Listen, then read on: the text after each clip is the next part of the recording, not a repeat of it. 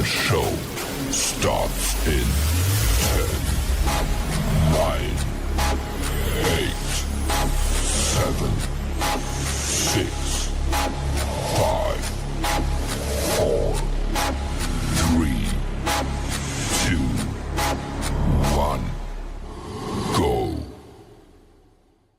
The following content contains adult language and humor that is not suitable for viewers under the age of 18. Viewer discretion is strongly advised. The views and opinions expressed during the following video content are those of the individual and may not reflect those of others.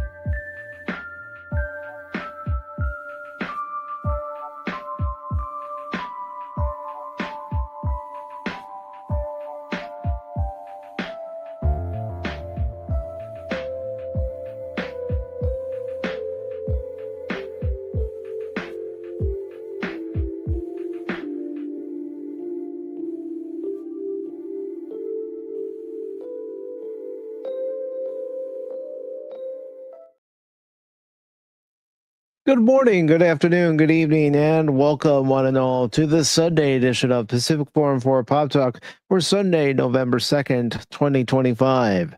Along with Baron Orman's Hack, I am your host, Mike. Yo. And this afternoon, we are going to be watching a great movie, although we're splitting this up in two parts because this movie in total is 4 hours and 36 minutes. And that movie is Gettysburg. So the way it's going to work, everybody, if you're watching this with us live at the time that this is going, we're going to watch the first 2 hours and 15 minutes today over on Kosmi. And then Wednesday at 6 p.m. Eastern, we'll watch the remaining 2 hours and 15 minutes over on Kosmi. Of course, Baron and I will be providing our own commentary on the movie, and we welcome you all to say your thoughts in the chat, whether it be in Cosme, whether it be on YouTube or Rumble. We welcome everybody here, and I also want to apologize to those on Rumble. And the reason I want to apologize is because for some reason there's a hitch between StreamYard and Rumble for last night's episode of The Adventure Continues, a Star Trek discussion, where the Corporeal Life Form and I discussed the great two-parter of Next Generation, Chain of Command, and for some reason, it wasn't working over on the Rumble side. So what I did this morning is I went ahead, I downloaded the episode from StreamYard, and I uploaded it over to Rumble so you all can hear what we had to say about the episode last night. But I do apologize for it not being live over there last night as originally planned. But before we get into today's watch party, Baron, how are you doing, my friend? Hey, I'm doing great. Going great. The leaves are not only are they turning pretty, they're falling. It's like a shower out there today. And having fun watching the movies that I'll be discussing with a certain individual. Of course, our watch parties as well. Looking forward to seeing Gettysburg, this long modern epic, you might say, and all that. So, I mean, really, life's life is but a joy, or however the song goes. I don't know. Meet me in St. Louis, Scree. That's all I gotta say. Baron, life is not a dream. Mm. How? And you're supposed to follow up with, "It's a song, you green-blooded Vulcan." Like, you expect me to quote Star Trek V, other than the classic lines that we've had. Oh, come on. That beginning part, I've always said, is about the Oh, brotherhood between great. Kirk, Spock, and McCoy. Mhm. Oh yeah, that is so great, that opening for Star Trek V. I mean, really, it is, and too bad the follow through didn't work. I mean, basically, that is a triumph. The Spock, Kirk, and McCoy movie, really, as it goes along, and yeah, the other characters got shoved back because of it, but it was Shatner knew that really the core of Star Trek were those three, characters. Mhm. It's just that he listened to the wrong people and wasn't able to fully fulfill what he wanted for the film. He picked a very poor special effects company because ILM was busy at the time, even though they can work on many projects. But Indiana Jones was kind of taking a lot of the time. And Yeah, I especially with mean, that being a George Lucas project itself. If the boss man mhm, says, "You're going to do the special effects for Indiana Jones," you got to drop everything else. right, exactly. And yeah, I mean, that movie could have been I don't think I'd call it a great Star Trek film, but a good Star Trek film. Something to be up there, with the level of Star Trek 3, you know, uh, which some people don't like as well, for many reasons. Mhm. But at least something watchable and enjoyable. Um, Other than sometimes the laugh fest we like to make. Yeah, it's a sad state that he listened to the wrong people and not others like Leonard. You know, listen to your friend, man. He has been and always will be your friend. Hmm. Yeah. And yesterday, I went to the movies. Didn't see anything recent. Not to see anything brand new or made in 2024 or 2025. Something that's- something that was made in 1984 and premiered in 1985, and that was the 40th anniversary of Back to the Future. And like I was telling you backstage, Baron, Hmm. I felt like I was 7 years old again, seeing the movie in the theater setting again. All those memories that I had of seeing it the first time came rushing back. You And boomer. I'm gonna go to the oh, movie, but I'm not gonna see something new. I'm gonna watch an old movie. Boomer. well, you know what? When you have a chance to see your all-time favorite movie in the theater again, take it. Hmm. Exactly. Exactly. Experience it the way. I still have yet to see Star Trek 2 in the theater, and hopefully sometime I'll be able to. I know it's been out for releases, but things get in the way. But Hmm.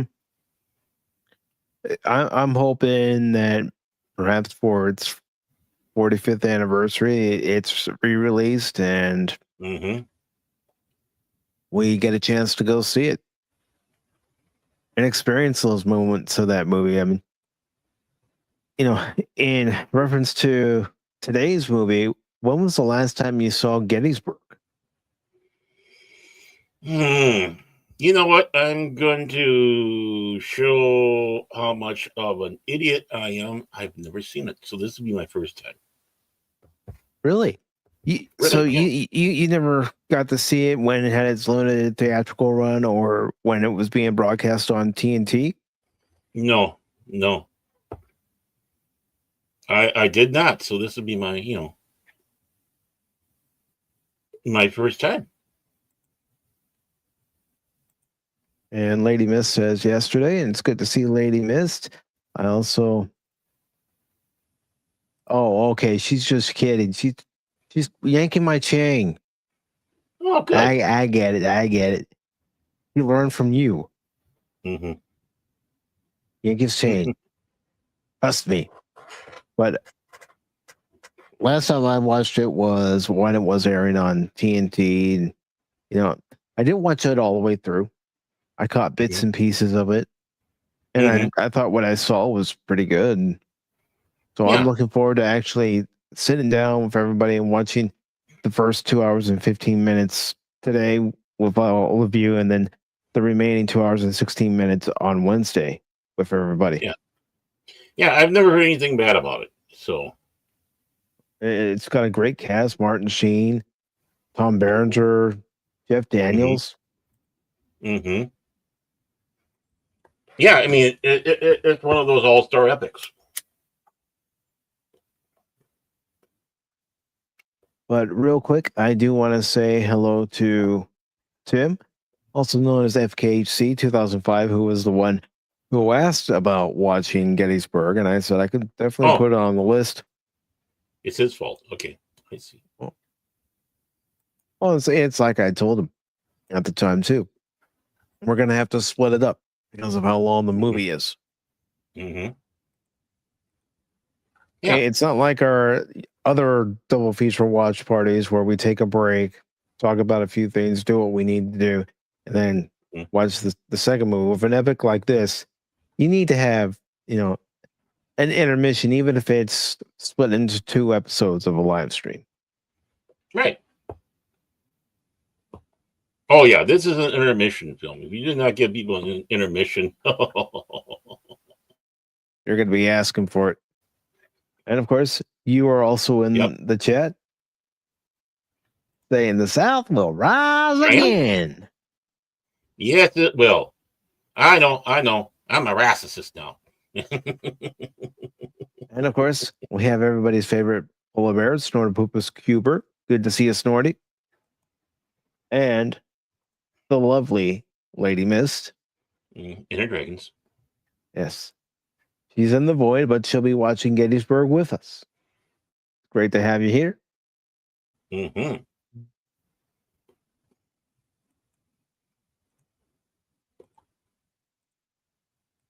Please come in. The water's fine. Yeah. We got the comfy seats in the theater. And nachos. I did have my nachos yesterday. I'm a creature of habit. I go to the movies. I want my nachos. But first thing I asked, I said, "Do you still have the Back to the Future posters that were being given away for folks who purchased a ticket for the movie?" And they definitely did. And I'll go ahead and show that to everybody in case you haven't seen the post on X or over on the Twats. I want my poster. Give me my poster. No, I wasn't like that. And the reason why I say Twats, I know they're both the same, but some of us still call it Twitter, some of us call it X, some of us call it Twix. Twat, that's a nice one. But let me just go ahead and bring this up, and then I'll start the movie. I promise. Yeah, promises. Promises made, promises kept, right? Yeah, promises made, promises kept, promises broken. But I'm not breaking a promise here. So let me just bring this up. No audibles today. No. I'm not calling any audibles. All right. Let me just increase this tab here. You can see it a little bit better. They haven't made tab in a lot of years, so. Tab. I can't give you a tab unless you order something. Yep.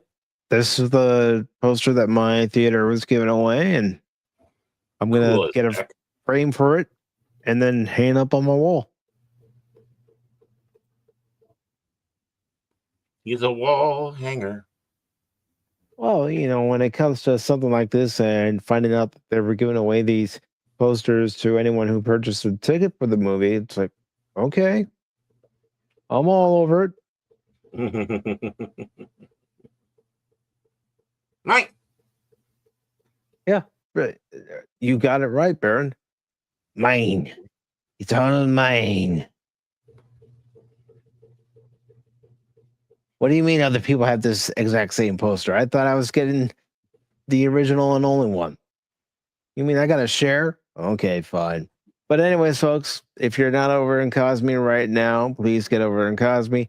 And again, if you're seeing this after the live stream, join us for part 2 of Gettysburg this coming Wednesday at 6 p.m. Eastern Standard Time. Get that up there, and I will go ahead and commence playing the movie. And if anybody experiences any buffering, let me know, and I'll pause it and then do what needs to be done. Mm-hmm. He will. Turner. Oh, I think back then Turner had pretty much everything. Yeah, back then, yeah, that was the big name.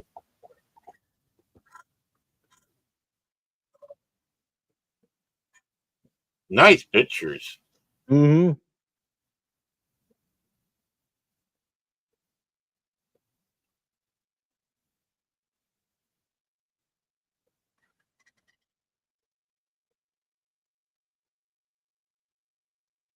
Tom Berenger, look at that beard. Oh, Yeah, they did a good job making him look like Longstreet. they did. Oh, geez. Daniels is, oh my. It's all part of the Hollywood makeup effects. Yeah, Martin Sheen as Lee. Not bad. Have you ever been to Gettysburg itself? No, I have not. I never got really gone Kevin Conway. Oh, I've never been really much east of the Mississippi in my travels. I mean, I have in certain places. I've been to D.C. and such. Oh, C. Thomas Howell. Yeah, they had a great cast for this, and I couldn't list everybody in the description, but again, Oh, the late Richard Jordan. I think this was his last film. People might remember him from Logan's Run.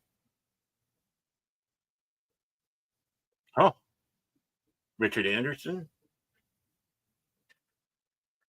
$6 Million Man, if I remember right. yeah, he was.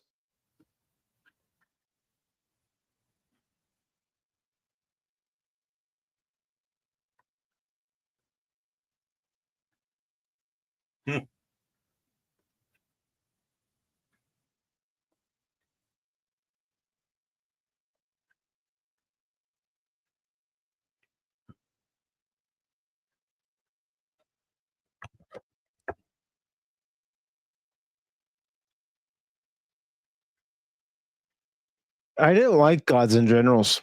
I didn't. I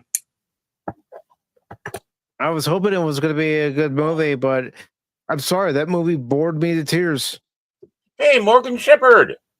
Mm-hmm. He later went on. Oh, And Stephen Lane. And of course, Morgan Shepherd went on to run a penal colony. Yep. And Stephen Lane was, well, he was whatever do you mean? And Sam Elliott, you gotta have Sam Elliott in a movie. Oh yeah, he's a legend. Randy Edelman, whatever. Edelman. There we go. Come on, get your dyslexia going. In check here. Can you imagine having a name like Corky? Hey, Corky. Mm-hmm. I'm glad my parents didn't name me Corky. Corky, did you get into a fight? No. Then why do you have a bloody nose? The air's dry. What about the black eyes? I fell. I mean, this artwork is beautiful. Mm-hmm. In pictures.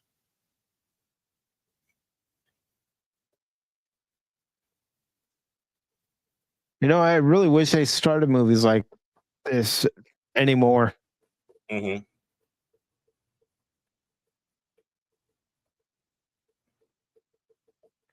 Yeah, went to Gettysburg during a 6th grade field trip to Washington, D.C. and the surrounding areas. And yeah, people don't realize how close they were to D.C.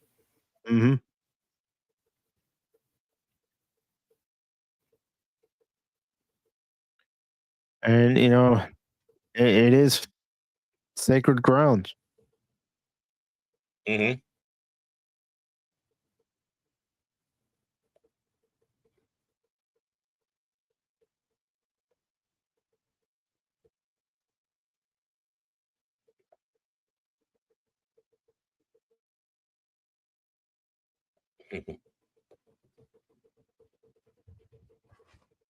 What would happen if they did have that peace, you know?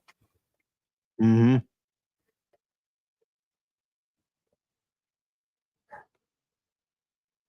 And despite what anybody says, slavery would have come to an end in the South, even if they won the war, because they needed to build their nation up. You really can't do that with slaves. No.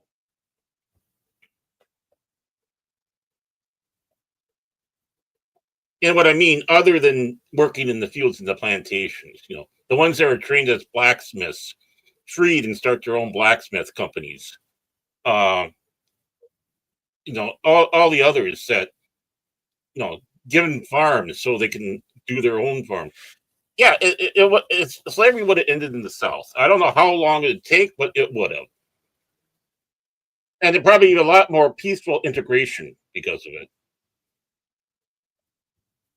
You wouldn't have had the strife in America because the what would you say, the animosity? Yeah, there was a lot of animosity Mm-hmm. at that time. And unfortunately, blacks were being used as a pawn in all that. Mm-hmm. Of course, slavery wasn't the big issue of the No, it was Civil states' War. rights. Mm-hmm. Lincoln was trying to be a Federalist, even though he was a Republican. I don't think he ever was a true Republican. I think he was always a Federalist. No. Mm-hmm. Me too. And back in 2002, when my dad and I went to 486 Bombardment Group reunion, where I got to meet my grandfather's navigator, the sole surviving member of my grandfather's crew. Well, they had some Civil War reenactors at the closing ceremony, and they were thanking the men and women who were there for you know their sacrifices that they made during World War II. Since it was up in Richmond, Virginia. And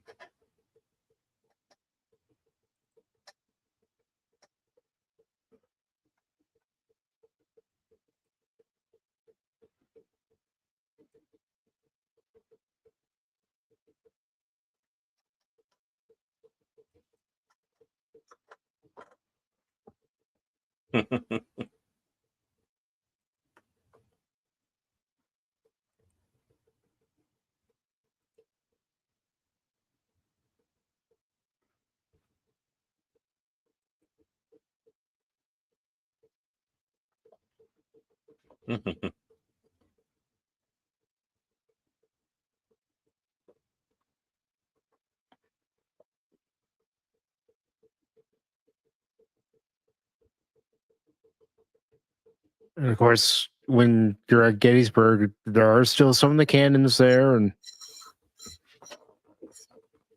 like I said before, it is hallowed ground, it's sacred ground, and the whole time that we were going through it, of course, like I said, we were on the bus and we couldn't get off the bus, but everybody was quiet and just taking it in. That place is alive. You know, oddly as this sounds, this place is alive with the dead because you can feel the spirits of the dead. They're still there. The imprints that they made of what they were and the passion and determination.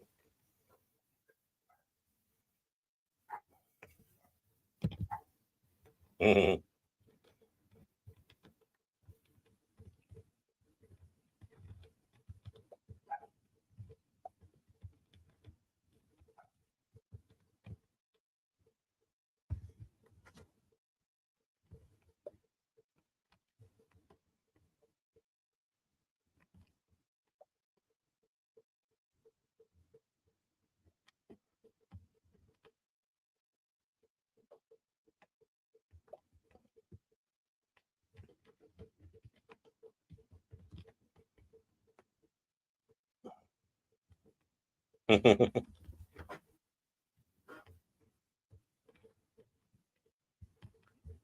Mhm.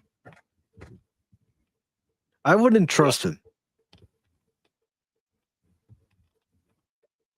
Mhm.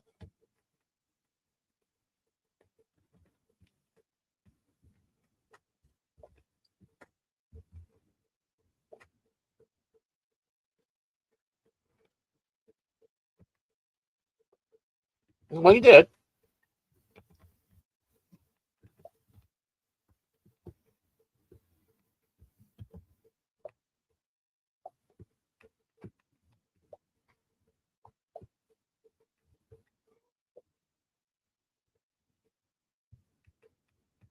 Mm.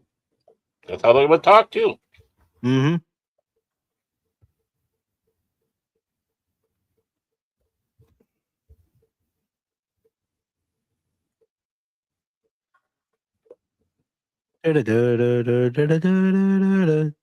Yeah, and you know what? A lot of people don't realize.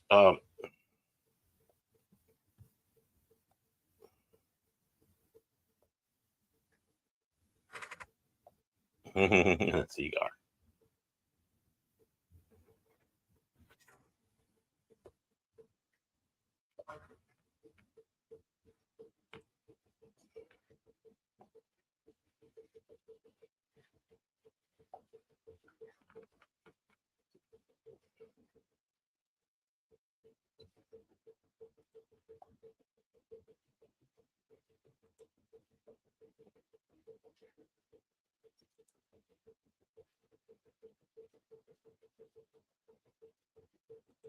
Mhm.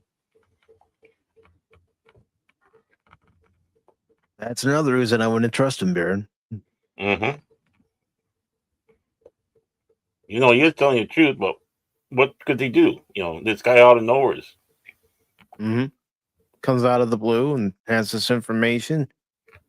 There's no way to verify whether it's real or false. And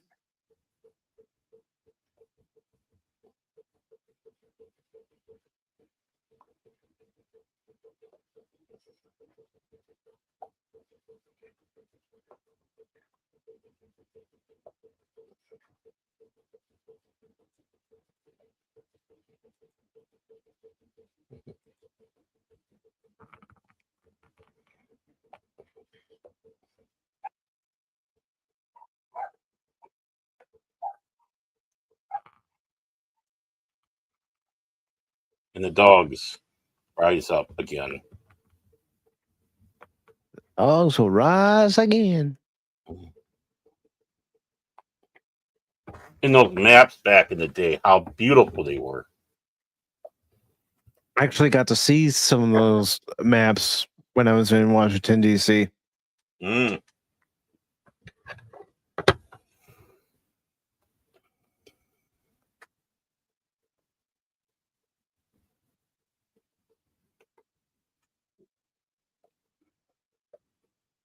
It's such a sad thing though with the loss of Richard Jordan. He was such a good actor, Mm-hmm. but he persevered through this movie to make this movie. You gotta give him.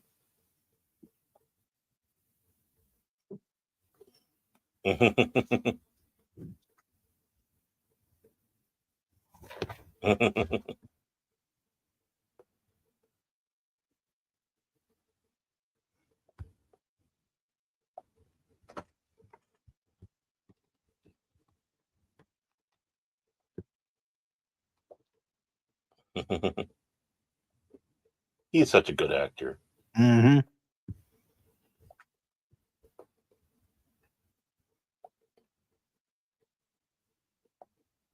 Mhm.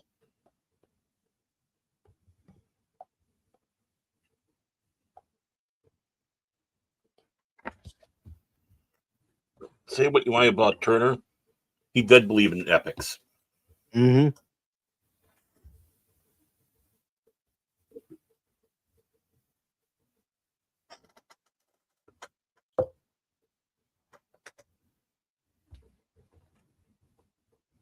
They buggered off.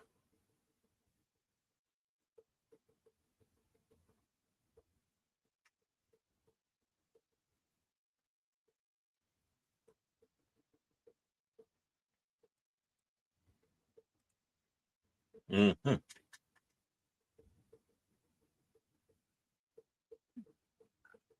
Mm-hmm.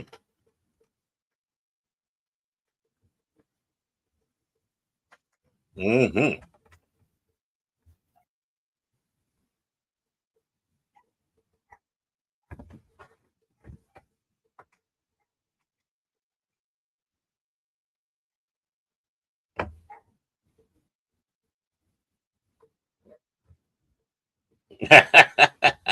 Well, that's straight and to the point. Yeah, I mean, in this time, you don't know. Mean men.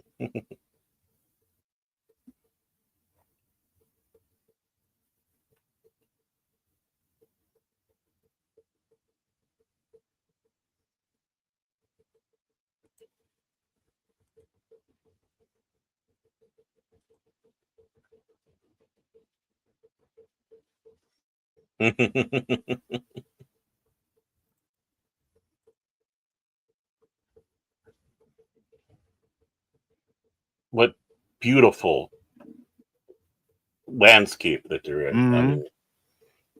I mean, you go to parts of Northern Virginia, especially, and there are beautiful areas. Mm-hmm.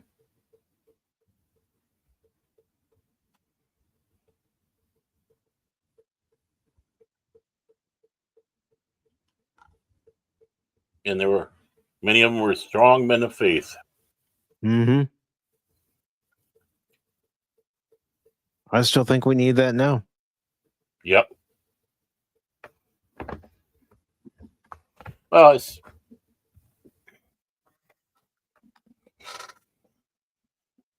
yeah, because in the military is duty and honor.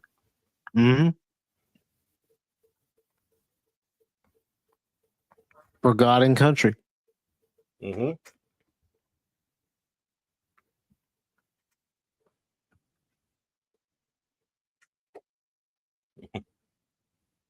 What it must have been like to be an extra filming this. Well, a lot of them were your reenactors. Yeah, Yeah. I mean, those reenactors are fanatical about looking right.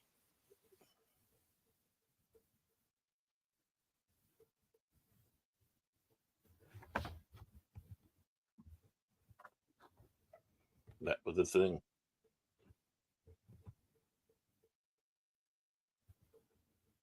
And the thing is, those are wool uniforms. Yeah.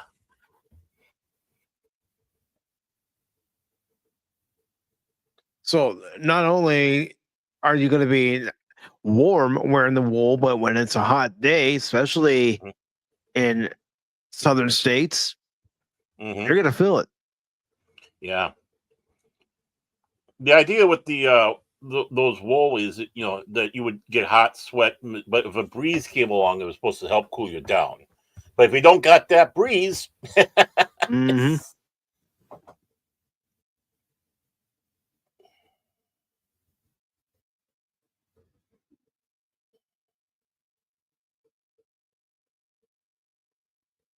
oh, gonna be some shooting.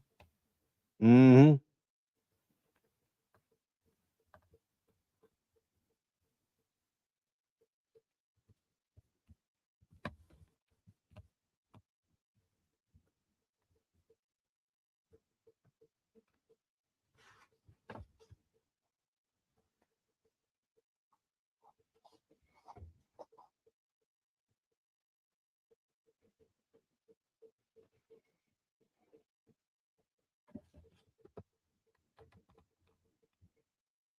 Mhm.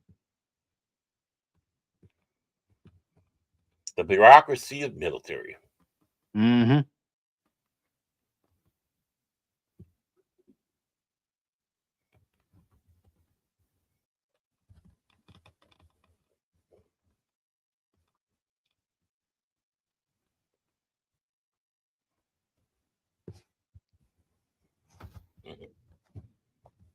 Nowadays, people will be up in arms about that, but that's how it was.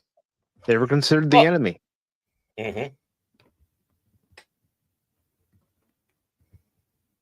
You didn't have the facilities to hold them, and You don't basically have the mutineers. supplies to Yep, feed them. right. And mutineers, you don't know.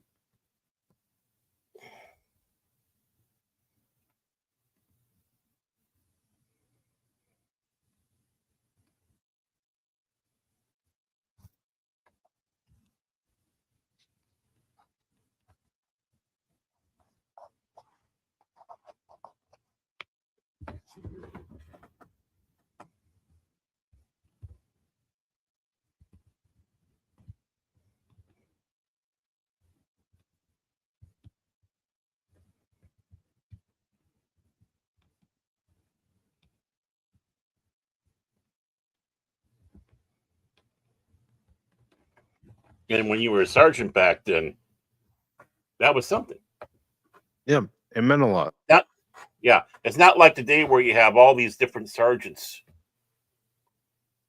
You had to work for it back then. Mhm.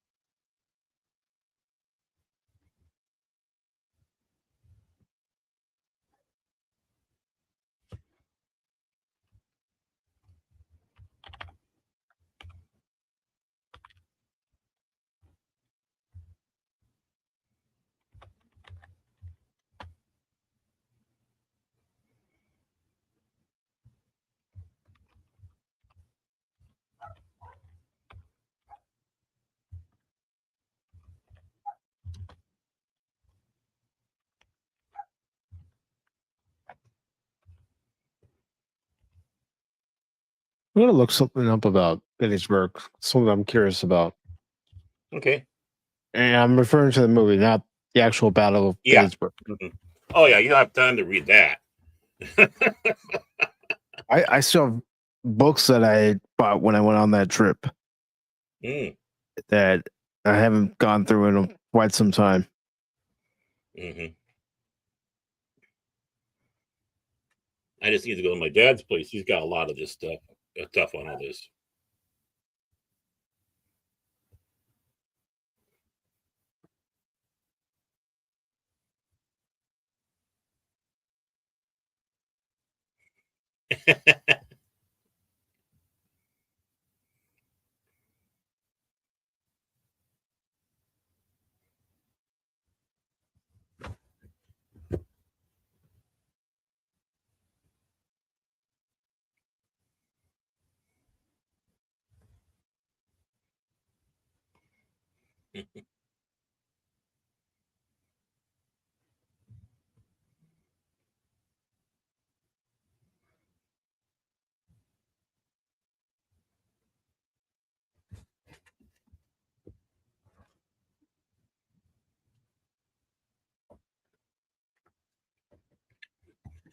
you know, and that's one of the things that when you see the uniforms that they have, how small they were, giving you kind of an idea how short people were much shorter people were back then, and why Abraham Lincoln was such a giant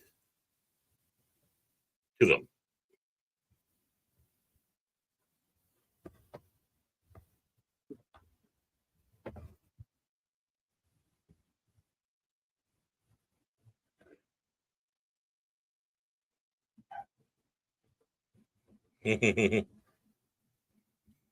Yeah, and you could see that people were shorter back then when you visit the home of George Washington.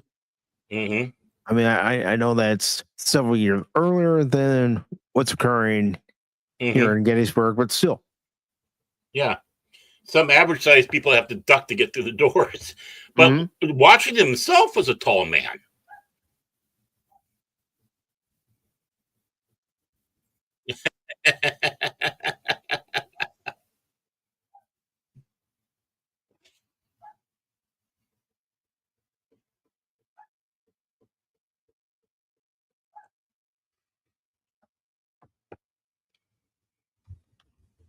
Yeah, the one thing I was looking up was to find out if any of the actors tried to grow their own facial hair. And unfortunately, out of all the actors that were in the movie, not was, but out of all the actors, it was only C. Thomas Howell at least attempted to grow his own facial hair for the movie. Hmm.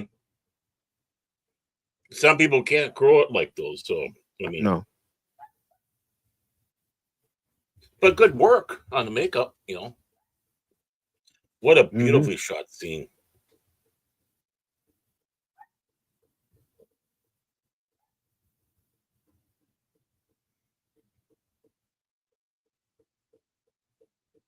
You know, when I first saw this, bits and pieces on TNT, when I had seen that Jeff Daniels was in Dumb and Dumber, I couldn't Hmm. fathom him being in that movie because of Yeah. how well he acted in this. Yeah, he's a good actor. I mean, he takes a lot of different roles, but he's brave enough to do something like Dumb and Dumber.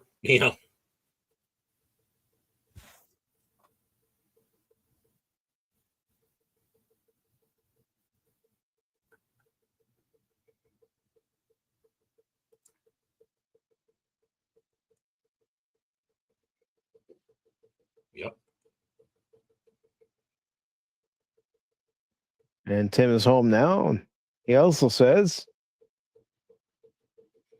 "Yo, there are some photos I took from Gettysburg back in 2009." Hmm. Yeah, unfortunately, when I went to Gettysburg for the trip to Washington, D.C. in 91, I don't have any of those pictures anymore. Oh, dang. I wish I did. Yeah, I can imagine.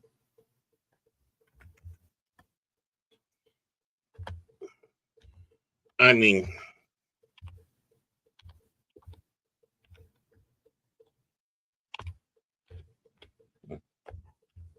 But, when my dad and I went for this sixth grade field trip, there were hmm areas, especially when we got to Gettysburg, that we wish we had a lot more time hmm to spend in instead of being rush, rush, rush. yeah, you can't be rushed here at this place. It's impossible. And good afternoon to you, Miss Martin Muses. I hope you're doing well. And if you'd like to watch Gettysburg with us, the Kosmi link is pinned to the top of the chat. Yeah, welcome, welcome. Like Mike says, welcome one and all. Now, it's such a shame that we have such a brainwashed, moronic society today that just don't understand what this was all about. And instantly start thinking, oh, anyone from this or admires the South is a racist, or admire Robert E. Lee, or uh, you know, all of them. Uh, and the fact that the people in the South have pride in their history that they had, Yeah. and that the battle flag, which is you know basically those the cross with the stars and all that, that was the battle flag. That was not the flag of the South, of the Confederate States of America. No, there Um, was another flag that was the flag of the mhm, South. mhm. And actually, one of the states incorporates it down there. Um, but it's not a symbol of hate. It's not a symbol of racism. Yeah, it's a symbol of rebellion. They thought they were doing something right, states' rights. Mhm. you had blacks in the South fighting for them, for the CSA. And not only that, some would write that, they wish they were back on the plantations because what these soldiers were going through, all of them. It wasn't the fact that the blacks were segregated off of that and were getting lesser service, but all of them, how ordinary they had. Mm-hmm. And they wished they were back on the plantations. But they fought. And people say, oh, they're just brainwashed and all that. No, they saw the bigger picture in this. This was their home. A majority of the slaves were not mistreated. You'd actually find a lot. Ooh, look at that. A lot of that in Louisiana. And they say being sold down the river. I bet you were going down to Louisiana where they did treat slaves horribly. It was, an apt threat to keep people in line. But again, like I say, the price of a slave was expensive. And I have this analogy. Why would you buy a Rolls Royce and then put it into a demolition derby? Unless you were a fool.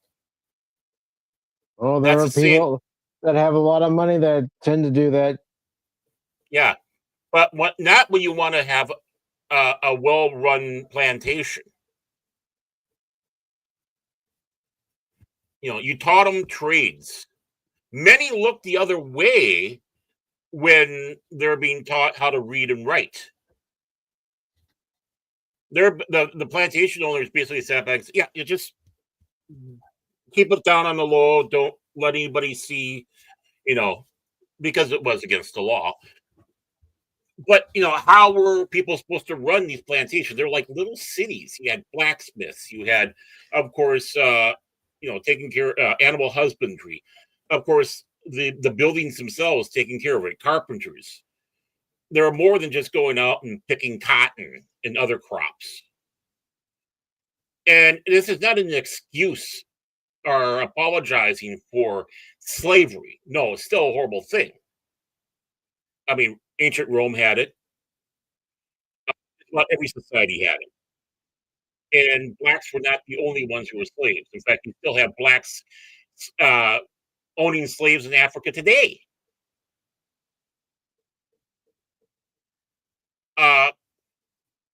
But this was their opportunity that many were thinking of that, yeah, if they do win, we will be eventually freed. Mm-hmm. And yeah, you had those that did run because they didn't want slavery. Understandable. So they ran to the north, and we hear those stories. The Underground Railroad, stuff like that. But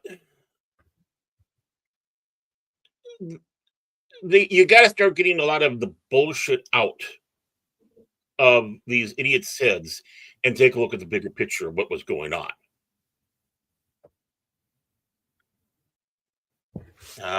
Yes, good old Elliott. Sam Elliott. I want his pipe.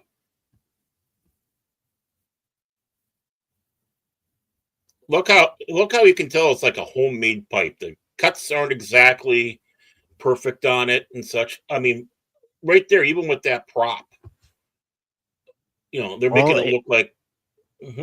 It shows that the prop master and production designer really paid attention to the actual artifacts from the period and did what they could to replicate it. Yeah, and the thing is you wouldn't bring out your good pipe if you're going into battle. So you had your traveling pipe.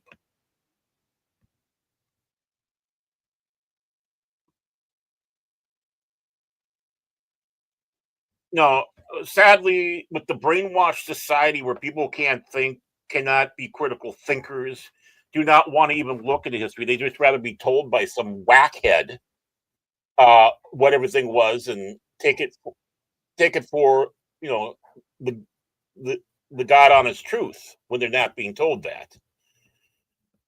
People need to start thinking. Yeah, it goes back to what incorporeal life form, and I were talking about last night. Mhm. There are a lot of people nowadays who are incapable of critical thinking. Right. They need to see a film like this. These are brothers fighting brothers. In some cases, literally Families fighting Mhm. each other. broken up. I mean, people think the family's being broken up today because, you voted for Trump. We don't want to do anything with you and stuff like that. Nothing in comparison to this. Nothing. I think, though, there's only one recorded instance where you did have a brother, literally a brother fighting a brother. But overall, there was more than that. Our cousins, uncles, fathers, sons. Mm-hmm.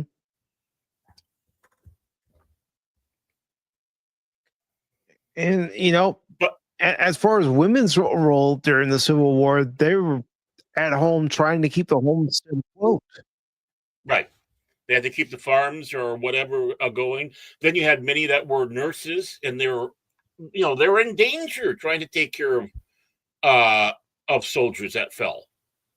I Mm-hmm. mean, and yeah, I think you had a couple recorded instances where women dressed up as men so they could do their effort to fight. Which is not transgenderism. It's just, fooling the man. It's because they loved their country. They believed in the cause so much they were willing to put their own lives on the line. Yeah.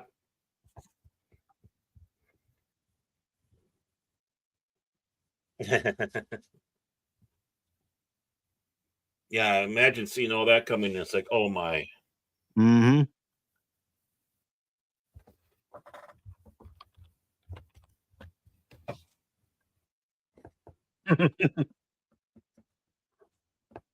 Look at that costuming in the backgrounds. Yeah. But yeah, I mean, it was brother versus brother in the sense that, the nation is a brotherhood and sisterhood. But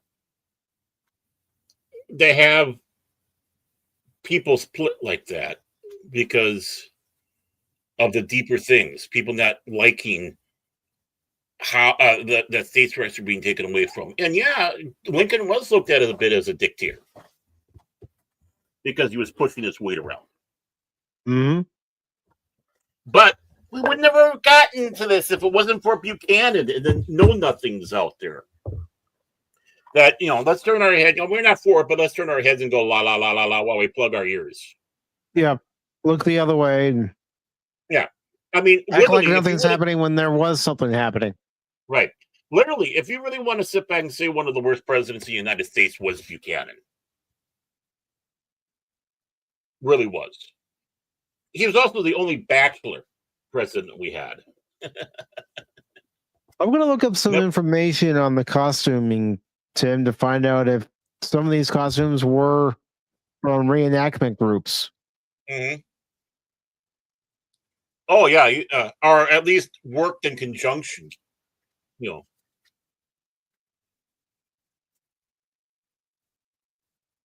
costumers, the Hollywood costumers working hand in hand with those that do the work, making sure everything is right. Because they'll tell you right off the bat, nope, not this. There was a film by Alan Alda that was done. I can't remember quite the name of it, but he was supposed to be a professor overlooking a film that was being done during the Revolutionary War. Mm-hmm. And he was being driven nuts because of all the things that they were getting wrong. This battle did not take place in this season. It was this season. This was a winter battle or whatever it was. And I'm glad that these people were trying to avoid that with this film. Mm-hmm. Some of the information that's coming up, not exactly related to the costuming, but it does say here that they used over 3,000 reenactors during the filming of this. I think Somebody I know who was part of the first Minnesota reenactment group up here. I think he was one of the extras on this movie, and several others that they did for Civil War films. He also played a Viking too.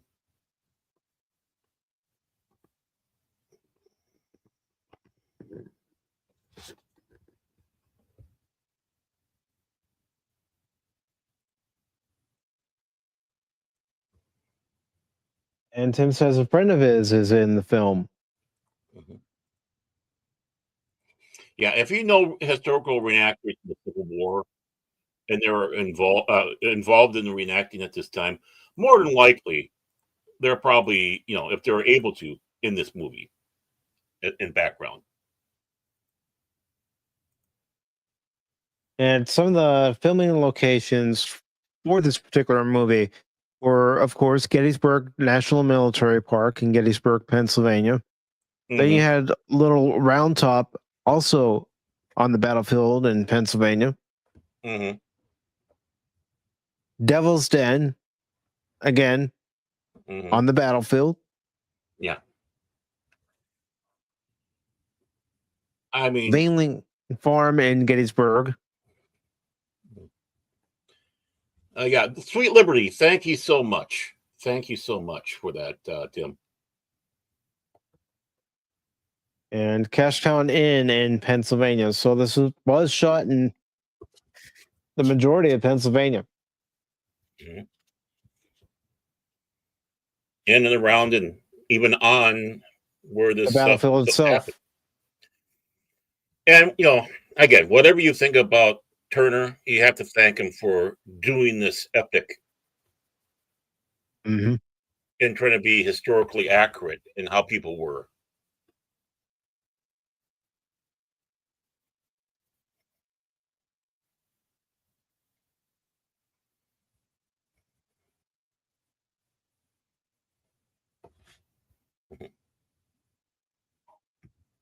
And yeah, Grant was not the head of the military at this time. It was Meade. A lot of people always, I think a lot of people sit back and think that he was the head of the Union Army or the Army of the Republic through the whole thing. But no, that's not the case. And Tim says today they would film this anywhere but the real location. Yeah, they would film it on a soundstage with green screen. Yeah. Somewhere's in California because it looks like it. But no, you can't recreate this land. No.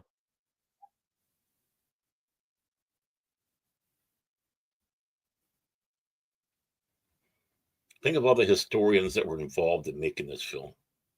I mean, real ones. And as far as period pieces, 93 was a good year. You had Gettysburg, then you had Tombstone. Yeah.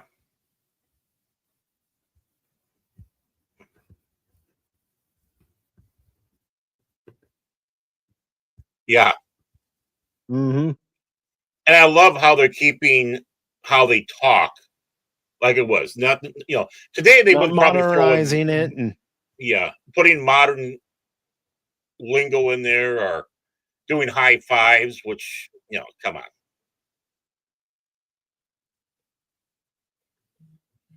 Going to battle with muskets, fire, then reload, fire, reload. Even though those guys got good at doing it fast. And then when you got so close, you had to use those bayonets, which were so long in there. And you could see your enemy face to face as he took his life. Yeah. Or in some cases, the light escaped their eyes. Yeah. Or you're the one on the receiving end. And the last thing you see is your enemy stabbing you like that, face to face.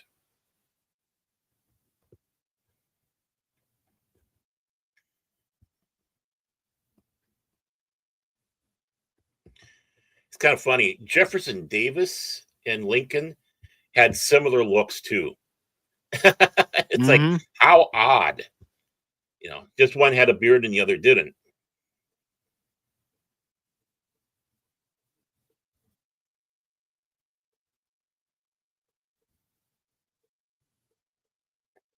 Hello, General Lee. Or Martin Sheen.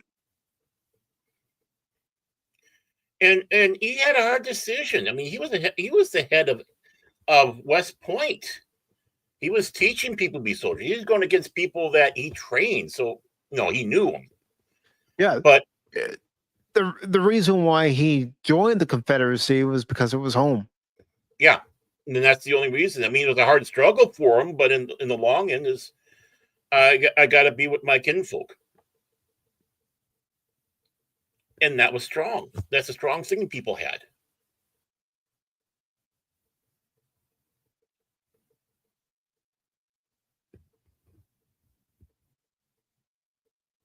Good old Stuart.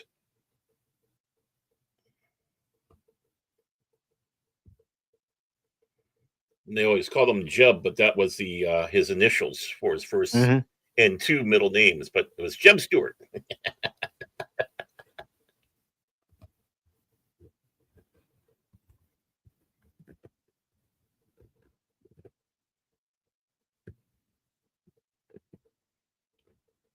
Oh yeah.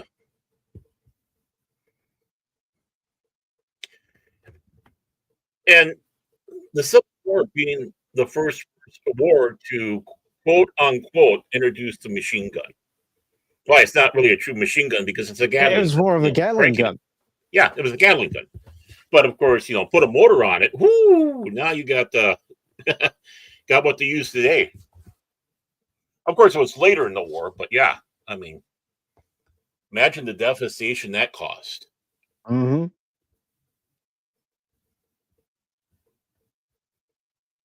Mm-hmm.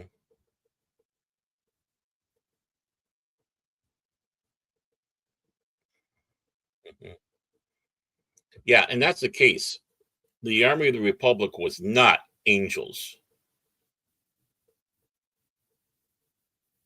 Oh yeah, he was. Yeah, Stuart was a glory hound.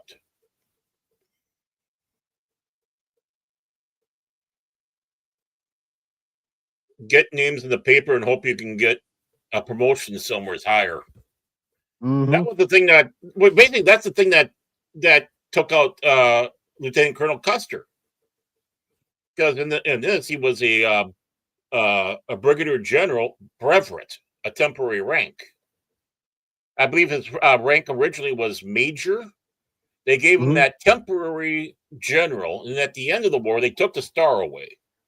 But they gave him a promotion up to lieutenant colonel.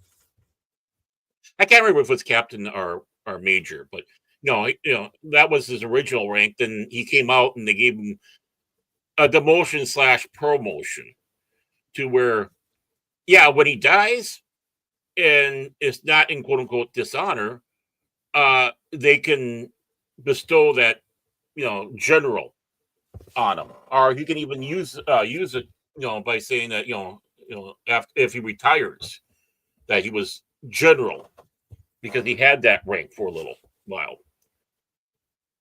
Yeah, Tim saying he died as a lieutenant colonel. Yep. Over in Everyone Kosmi. says. Yep. Everyone says General Armstrong Custer. No, it was Lieutenant Colonel Armstrong Custer. Both parties were courting him to be president, Republicans and the Democrats.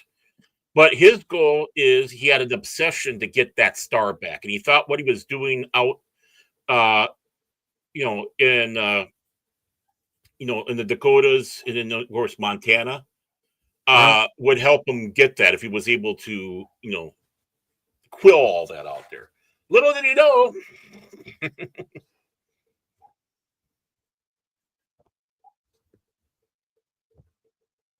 Yeah, both parties wanted Ike. Yeah. They wanted a war hero. They wanted someone that showed leadership. And someone that the people can get behind. Yeah. He was not interested in that. He just wanted his star back. It was an obsession for him. And unfortunately, that was his undoing. It gave him that myopic view. But he did very well in the Civil War. That's why, he got the promotion and was doing the job he was doing. That's true. And yes, Tim, I did see where the Dodgers beat the Toronto Blue Jays last night. in Game 7 of the World Series to be crowned the 2025 World Series champions, and that's probably why Cash isn't here. He's celebrating the Dodgers win. He had one drink of beer last night, and he's hungover, still drunk, off of one beer, off of 3-2 beer. It's pathetic. Pathetic. How devastating those cannons are when you shoot right into a group of people. I mean, if this movie went any further and being realistic, you would see a lot of horror gore. Yeah, you would see limbs.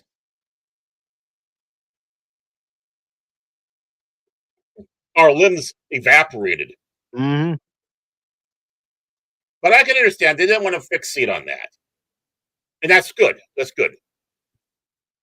I wanted to make sure that a family could sit down, watch this, talk about what's going on in the movie, Right. and talk about it in relation to what happened.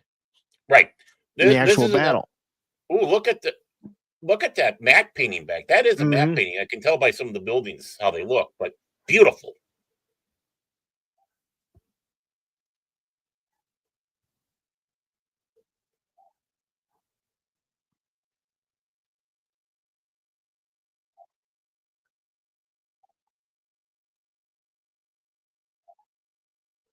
I mean, just the massacre shooting into those.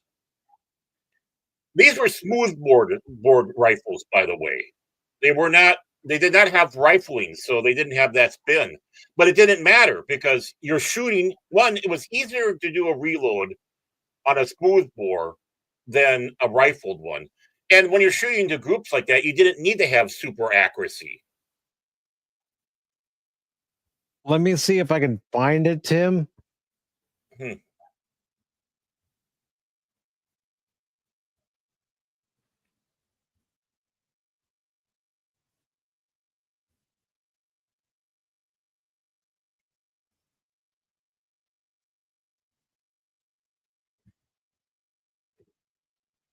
Think of that. 25,000 men.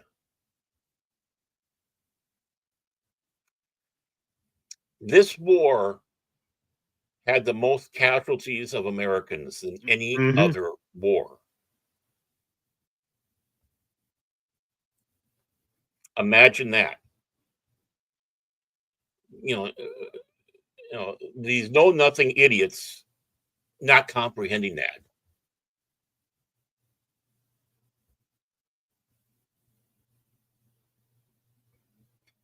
And let's face it, the after effects of this war did hurt the country.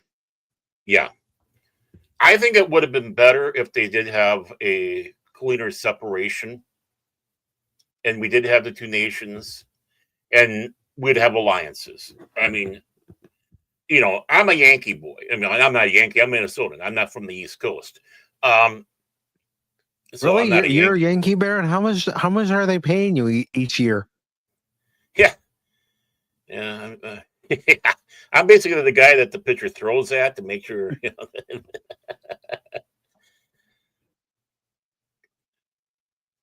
Well,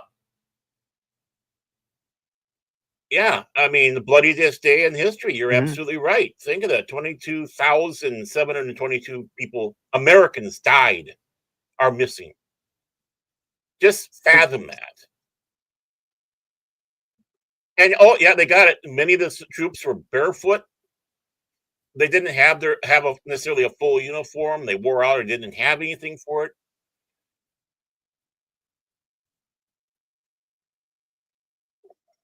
Can you imagine doing a fight like this barefoot? I don't know if we'd be able to do it, but as we see here, the movie got accurate. Yep. Well, yeah, and of course, we were talking about that, about getting footwear, procuring footwear for these guys.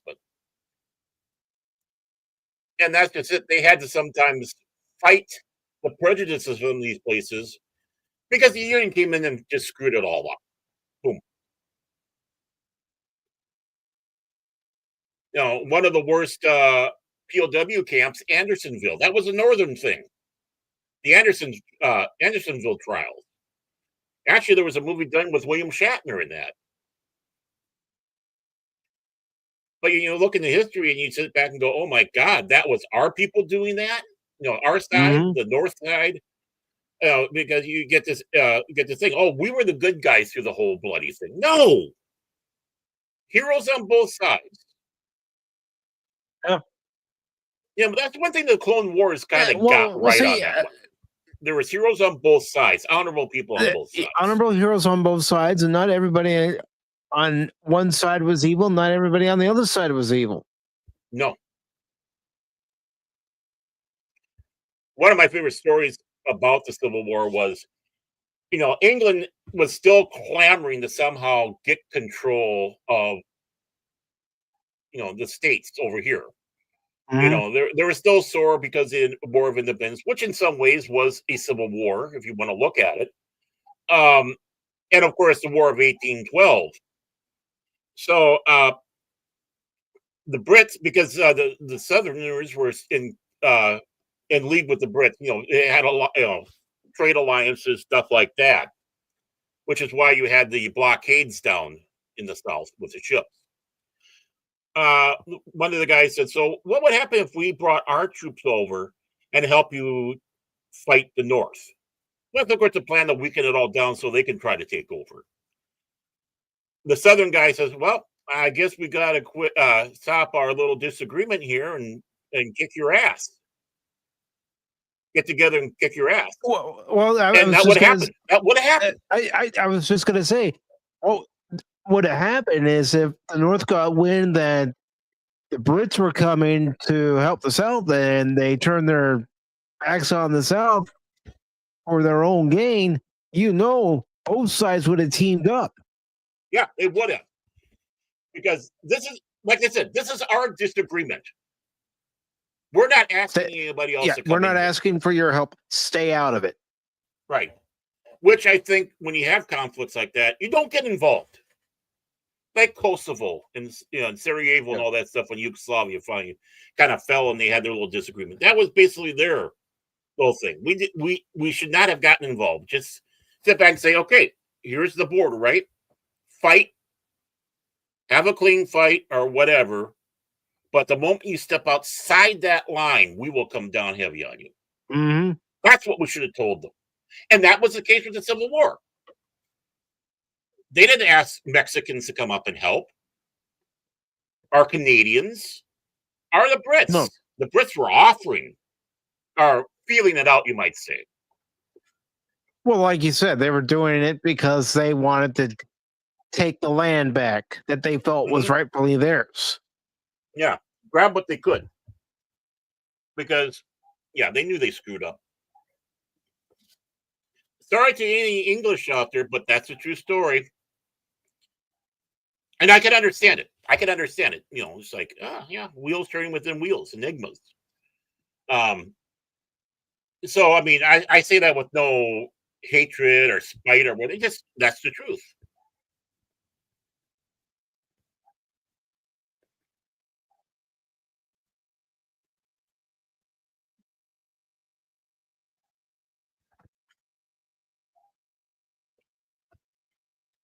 And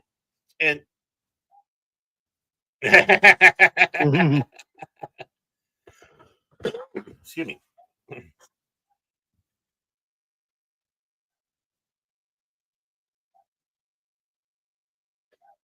Mm-hmm. And imagine people set up picnics and watched all this. Mm-hmm. It was entertainment. You had people coming over from other countries, like Germany and all that, to watch because they were analyzing the tactics. And we have the Civil War to thank for the dirigible or Zeppelin. During the war, Zeppelin, the man, was one of those people coming over watching it. He made his way up to Fort Snelling in Minnesota. And on the polo grounds, the same polo grounds, by the way, that Armstrong Custer played on his way out to Little Bighorn, about 10 years later, they had the observation balloons. And they were starting to use these observation balloons to get positions and such. So he took a ride in a balloon in Minnesota, and the inspiration came to make dirigibles. You know, I'm a fan of James Burke. Everything has got a connection. History has a connection. You Mhm. got to kind of take a look outside of an event like this to understand what it gave us, good and bad, and how it affected the world, and what would happen if Mhm.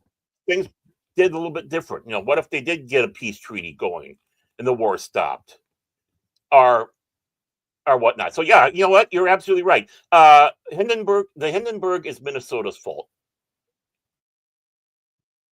And unfortunately, Tim, the 1955-56 version of the Battle of Gettysburg is not available to buy, rent, or stream. What the hell? Come on. I wish it was. That'd be a good follow up to the rest of this movie on Wednesday. Mhm. Yeah, you know the story behind Led Zeppelin's name, right? They're getting when they're going and talking to record executives, they said, yeah, this band's going to go over like a Led Zeppelin, which means it's going to crash, and they took the name and ran with it.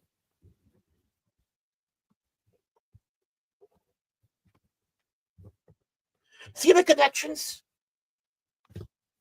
If anybody can find the series, the original connections in the day the universe changed, the two series that Burke did. Of course, he did other connections. They weren't quite as good. But watch those two if you can find it. They'll blow your mind. All right, thanks for that, Tim. Warner Brothers, their YouTube channel has it, so Oh, I'm gonna make sure I save it to watch later.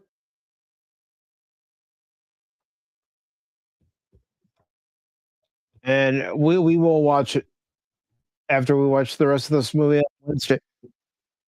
Thank you for that, that's our Tim. that's our little squirrel. That's our little infiltrating squirrel getting information for us. No one ever suspects the squirrel, especially when he's got a gun. Well, I was specifically looking to buy it if I could. Yeah, yeah. Well, you know, Surely you can't be serious. Of course I'm serious. I And am don't call serious. me Don't Shirley. call me Shirley. See, I got that one. Seriously, Jimmy, Mhm. I got that one. The South, uh, some of the cavalry that they had down there, excellent fighters on horseback, but they had one of the greatest pistols you could come up with, and it was the Lamat, a 44 pistol with a shotgun.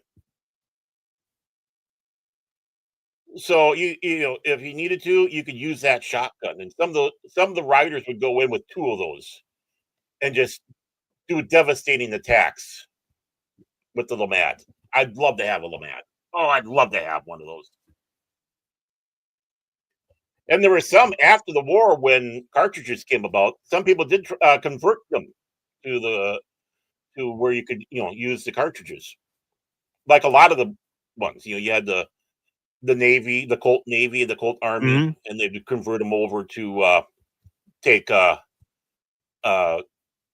cartridges.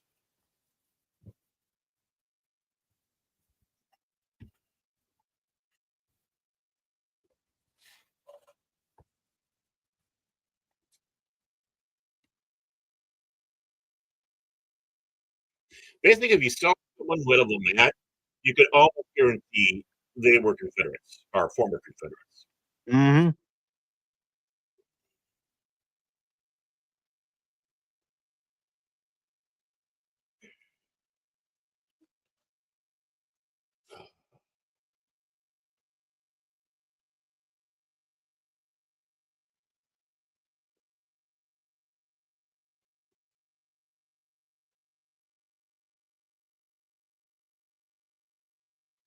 Oh yeah, and about that first scene we saw when the scout came in, the mercenary scout, Yeah.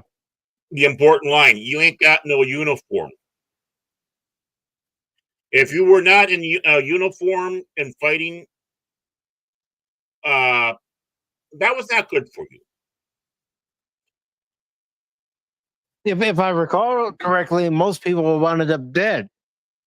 Yeah. Well, they were treated as spies and infiltrators.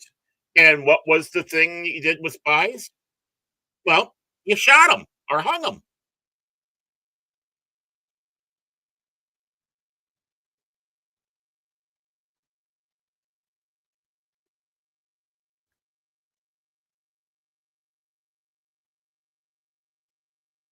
Of course, you still had that traditional army fighting, but of course, then you had the guerrillas, Hmm. the guerrilla fighting that basically blew Britain's mind apart during the Independence Yeah, War because that's not how because you we play. came up with it. Yep. And they were not squeamish about taking out the generals. It was kind of the unwritten rule to take out the generals and all that. In America, we say, Mhm. screw that.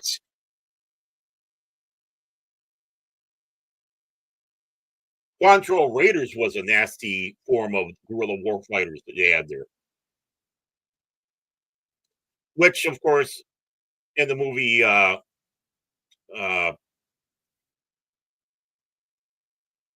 I hate when I get those mental blocks. Oh,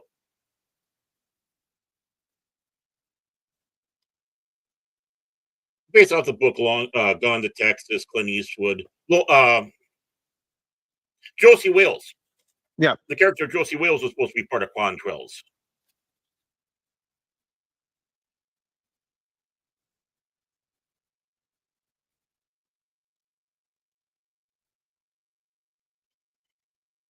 Yeah, and that could be one. That's one of the devastating things. If you take out a leader like that, you took out the head. What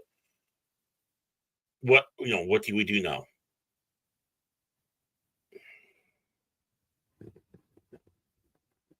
Because those men were at a loss once that happened.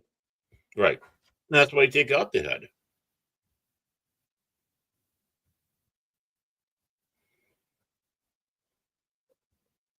One of the books in the Star Wars series, or the original Star Wars series, the real extended universe.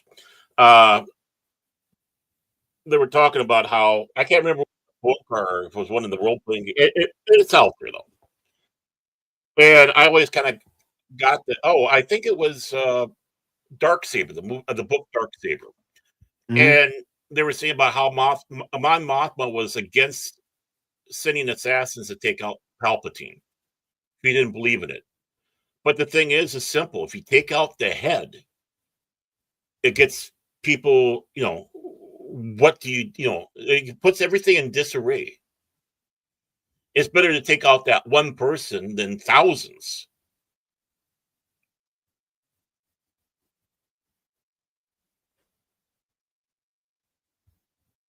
Same here.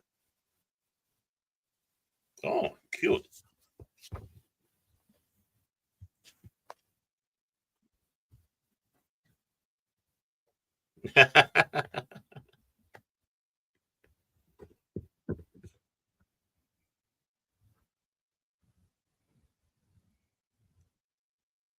Hmm. Caps.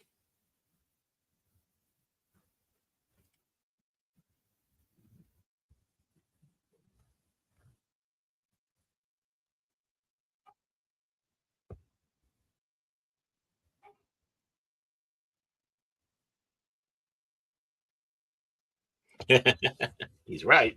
Very nice, Tim. Very nice.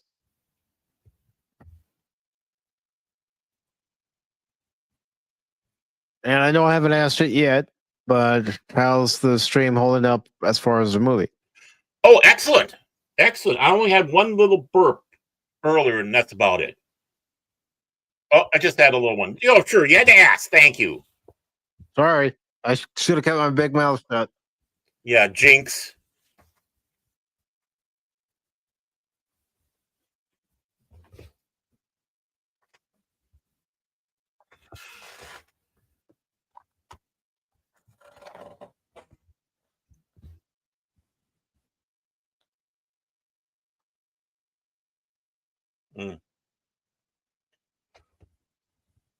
I don't get ads, but it must be because I have ad blocker. I was gonna say I have an ad blocker, so Yeah. You know, and you can't live without an that ad should blocker. only As much as they hate that should only that. pertain to watching the YouTube stream. But if you're watching the movie with us and Kosmi, you shouldn't be getting any ads anyway whatsoever.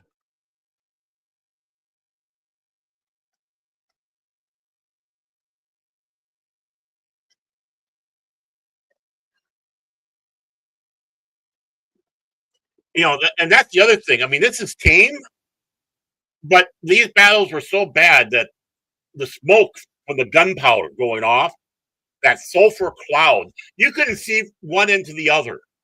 Mm-hmm. It was like a giant cloud of, that came from killing. And what you see here is actually kind of tame because, well, they can't do it properly like that because then you wouldn't see a bloody thing. No.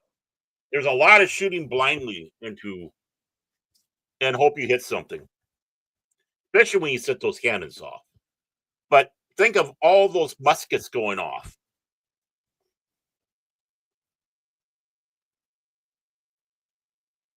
Corporal was also, something you had to work for.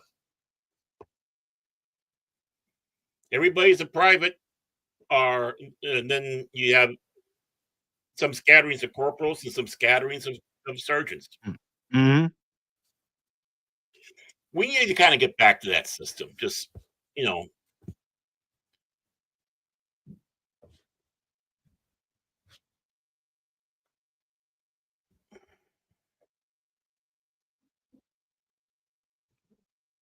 yeah, you hear sounds like that and see the fireball. Mm-hmm. Mm-hmm.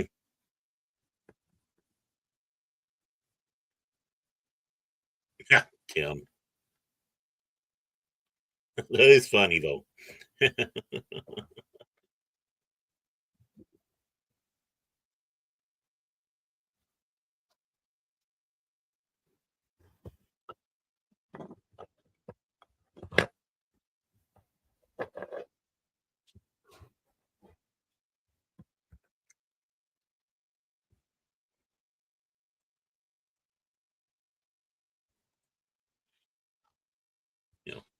Despite the fact that he's a bit wacko, Martin Sheen is such an excellent actor. He is. You may not agree with his political views. Yeah.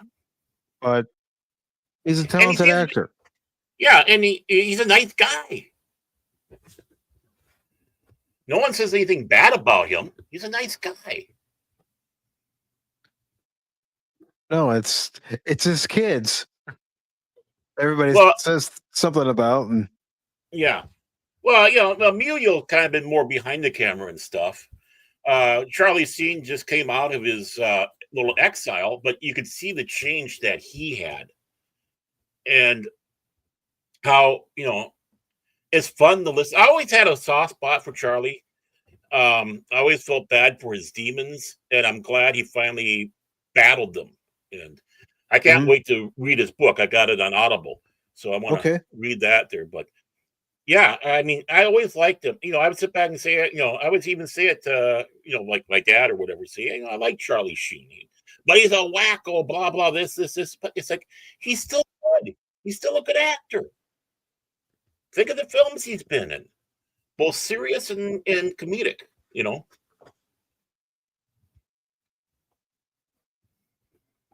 No, he's not a Joe Estevez. No.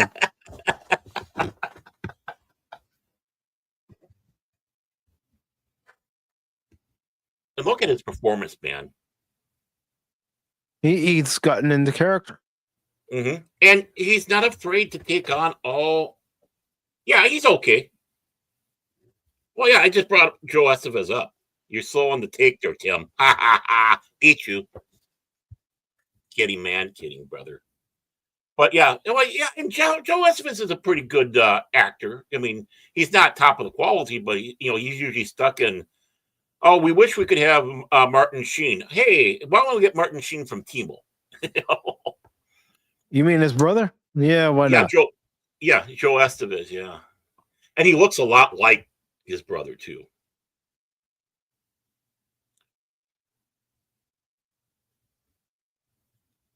And Sheen, again, not afraid to take different roles. I mean, he was in one of the Babylon 5 movies as a soul hunter.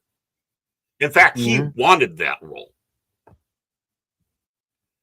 And so that says something too about his approach to it all. Yeah, he did help out with that. Absolutely right. A lot of people don't realize that Martin had some health problems making that movie, including, like you said, the heart attack. What was he Yep. was like offset for 3 months.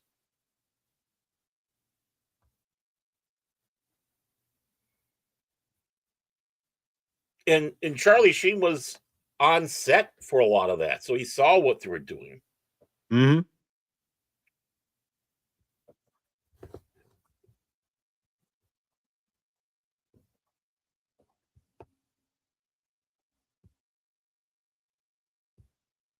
And Snorty's is fighting for the rats.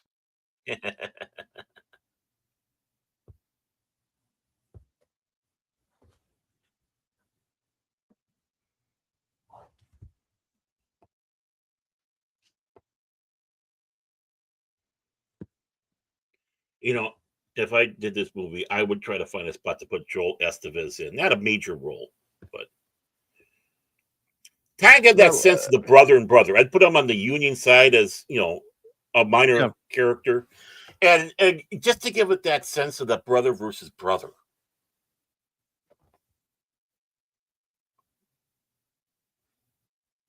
Ah,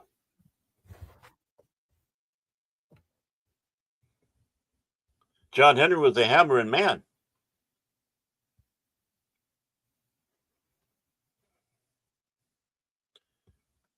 A big part of American folklore. Mhm. We were taught that when I was going through school. We knew he was a black man. We knew he was a former slave. But we're told we don't get taught that. We're told that our generation is ignorant. No, you're ignorant. You're ignorant. And when we try to educate those who tell us that we're ignorant, we're always told we're wrong. Oh, we don't know what we're talking about. Right. Well, that's why I don't have Discord with those morons, because it's like talking to a freaking wall. Notice I've been keeping my language clean for this episode. I think I only said one swear word this stream. But yeah, I mean, it's like talking. They don't want to. If people don't want to try to understand, screw them. I'm done dealing with you morons. If you have a differing viewpoint or such, or you have a different take, like the Civil War or Viking history, whatever.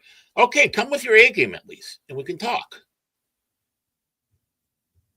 And maybe that person has a different insight or look at where, yeah, you know what, you're absolutely right. That was a whatever.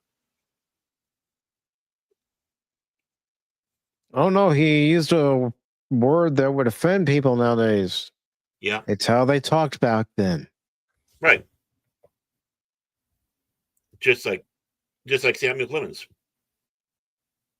I mean, heck, my elementary school teacher told us when we were reading Huckleberry Finn that it's the language of the time.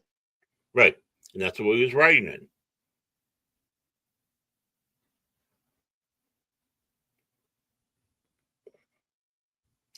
And the one character is absolutely right.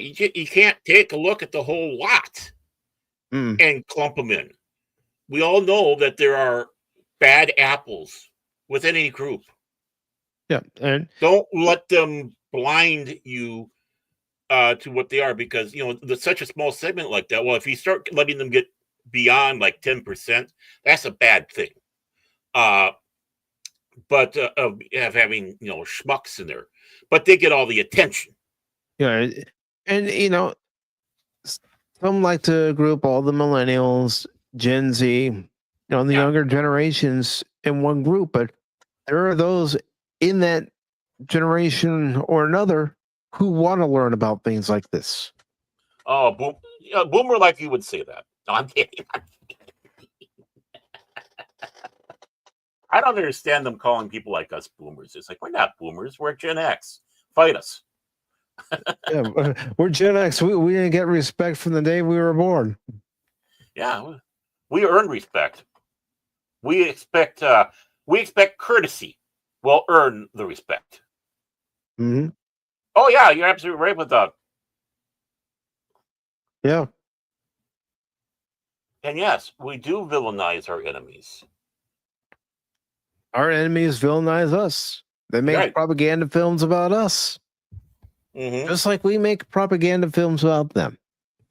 Right, like, calling the Germans Krauts. I'm a proud Kraut. I got more German in me than the Norwegian, actually.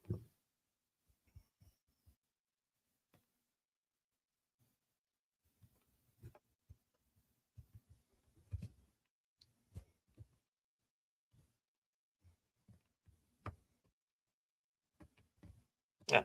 You did have people fighting in the war specifically to free slaves that were soldiers, but that was not the overall thing.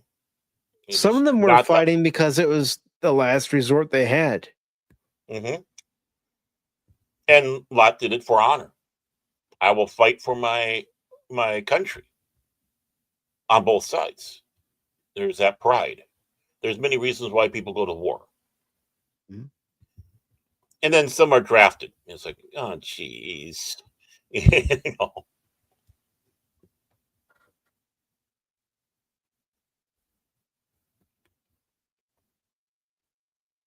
That's why I wish that we did actually have two countries out of this.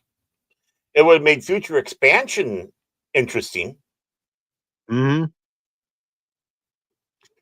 A lot of people don't realize in the New Mexico territories, they actually had battles during the Civil War. Yep. There are even parts of California that were prepped for the Civil War. Mm-hmm. The first Surf Brigade. I kid.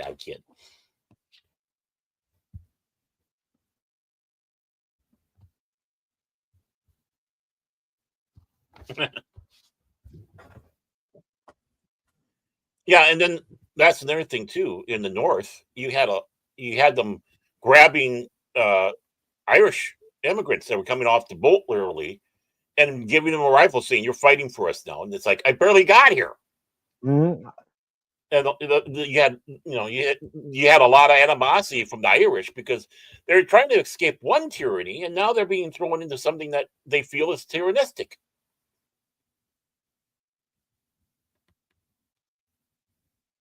You don't realize how bad the Irish were treated in this country.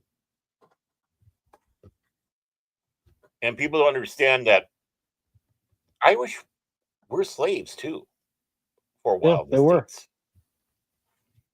But let's not sully the matter with facts. That's racist.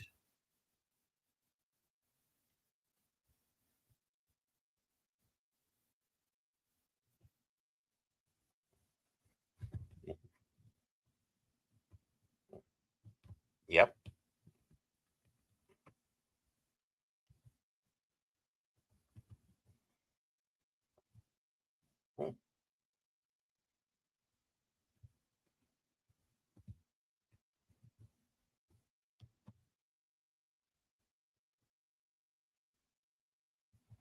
And that's just it. This war changed how wars were fought. Mm-hmm. I mean, think of all the technological advances that came out of this. You had, of course, like I said earlier, the Gatling gun. But we had the first iron battleships with the USS Virginia and the USS Monitor. Let's not forget, we also had submarines. Yep, we did. I mean, granted, we did have submarines in the Revolutionary War, but they weren't really, they were like one-man little contraptions, the Turtle. we had literally submarines in this war. I mean, using the balloons for trying to figure out positioning and such.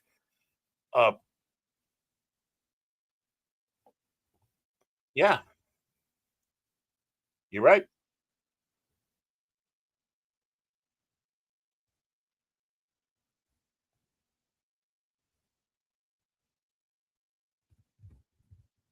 That's what they're concerned about.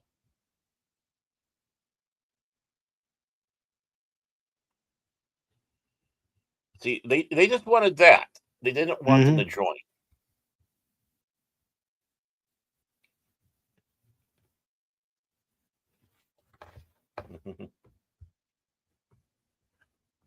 It's always interesting to see the higher ranks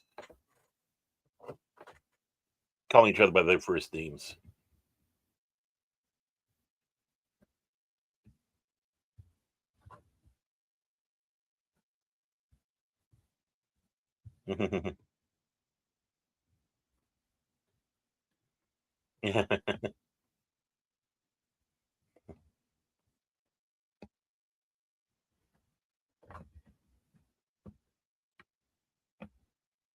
Yep, that's the other thing too. Yeah, Tim's bringing up that we almost had tanks during the Civil War. Yeah.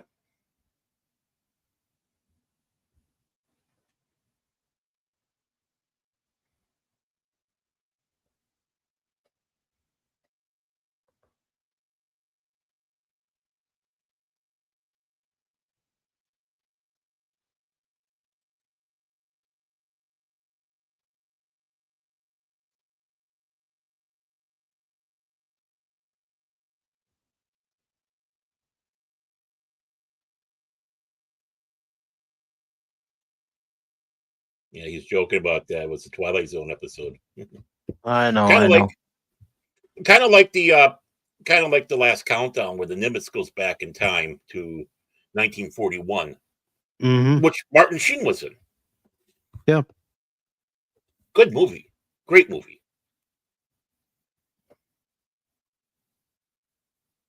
But that's why I said it the way I said it too, Tim.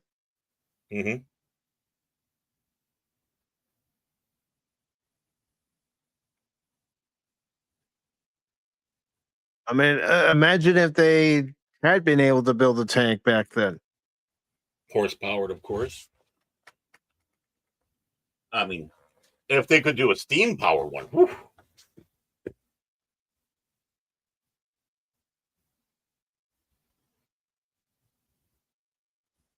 But it is true that they did have submarines back in the Civil War. Yes. Oh, yeah. We're not joking about that. No, that's not a joke. The Guns of the South, yeah, by Harry Turtle Dove. We did a few of those books. I think 3.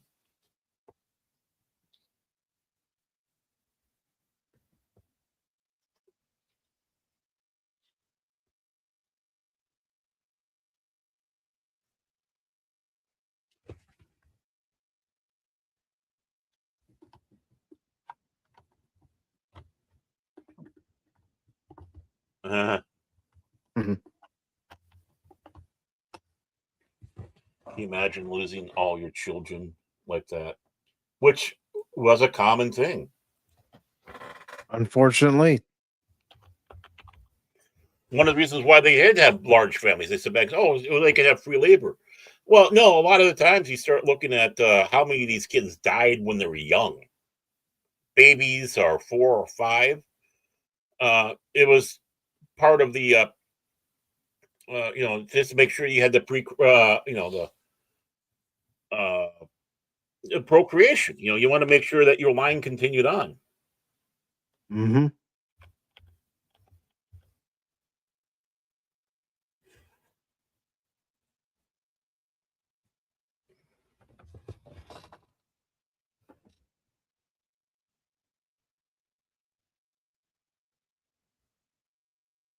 Well, it's like I had said earlier when I went on that 6th grade field trip, and this was back in 91. Right. You could feel the presence of the spirits there. Yeah.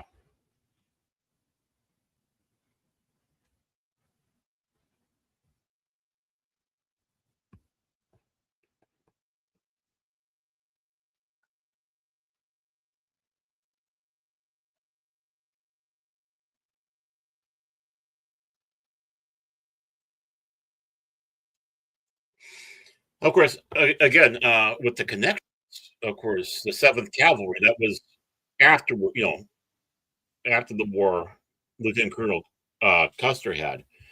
Um, that was his unit that he was in command of. But imagine so many years later, Theodore Roosevelt was also Seventh Cavalry. Hmm. Or I should say Roosevelt. That's how he pronounced his name.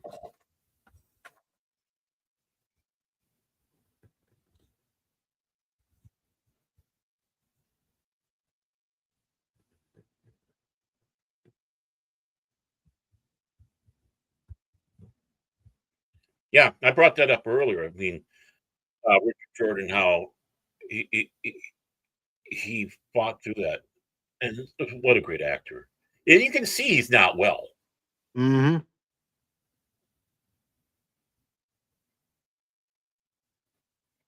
Many great roles he was in.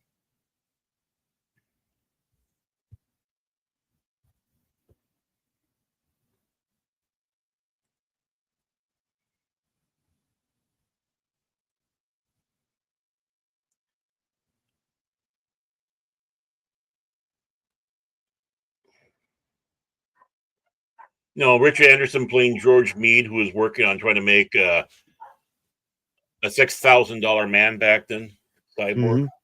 Hmm. I mean, And of course, Richard Jordan passed away in mhm. '93. Yep. I think this film was released posthumously. But of course, he was in The Hunt for Red October, which we watched this year. Yep. Hmm. He was in the 1984 version of Dune. Yep. Yeah, he was. Uh, he was. Oh, I hate heavy metal blocks like that, but yeah, a very important role, but he didn't last long. He was in 10 episodes of the original Equalizer series. Hmm. Of course, Logan's Run, like I said earlier. Mhm. One of the movies I remember seeing him in was Raise the Titanic. Oh yeah, yeah. When they didn't realize the ship was broke in half. Yeah, George Lazenby being General J. Johnson Pettigrew.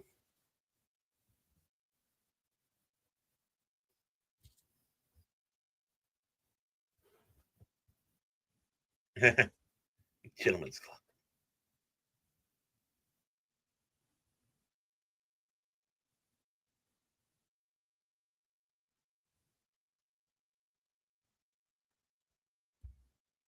Hmm.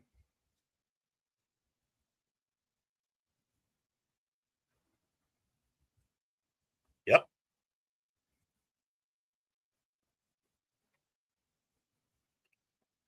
In a nutshell, that's exactly what the war is about.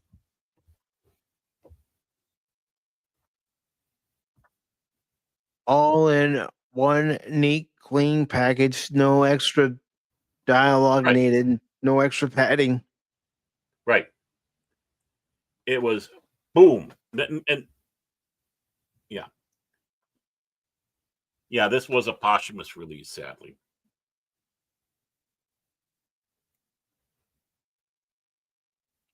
Duncan Idaho. That's what he played, who he played in the original Dune, 84 Dune. He was also in Rooster Cogburn, by the way. Hmm. Yeah, he was only 56 when he passed. Yeah. Richard Jordan. I made the 57. It's like, then it kind of hits you.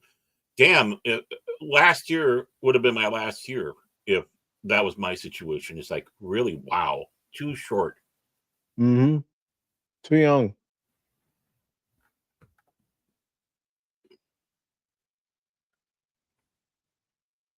But he was a great actor. A lot of people were heartbroken when he passed.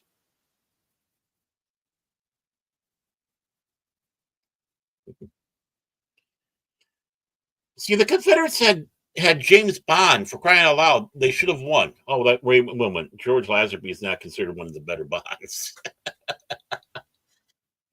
Unfortunately, James didn't bring any of his fancy gadgets with him. Yeah. Australian lad.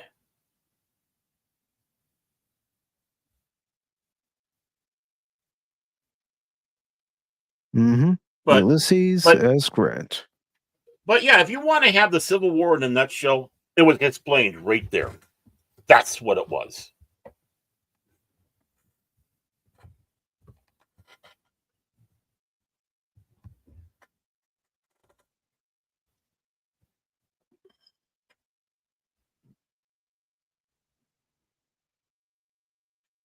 Yep. That is the house.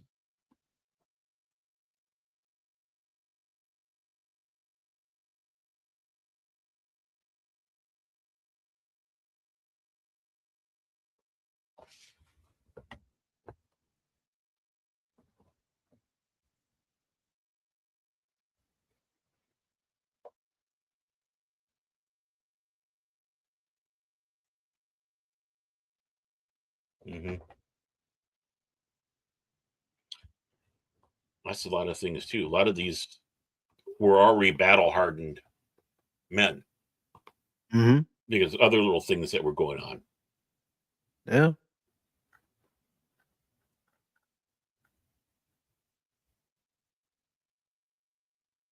And think about, one of the famous stands that occurs after the end of the Civil War, the Mm-hmm. Alamo. Yep.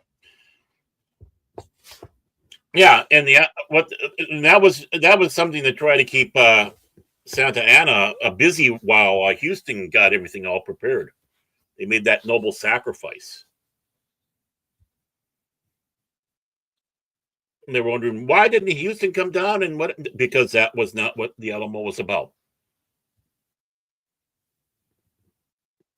And they took out a lot of Mexican soldiers. It was not a good win for Santa Anna. No, it wasn't. Santa And I don't know about Anna, you, Tim, or anybody that's watching this right now, but I prefer the costumes to look like they've actually been worn multiple times, that they've been on the battlefield. Dusty, dirty, maybe some phrase. Yeah, I want to be realistic like that. If they are,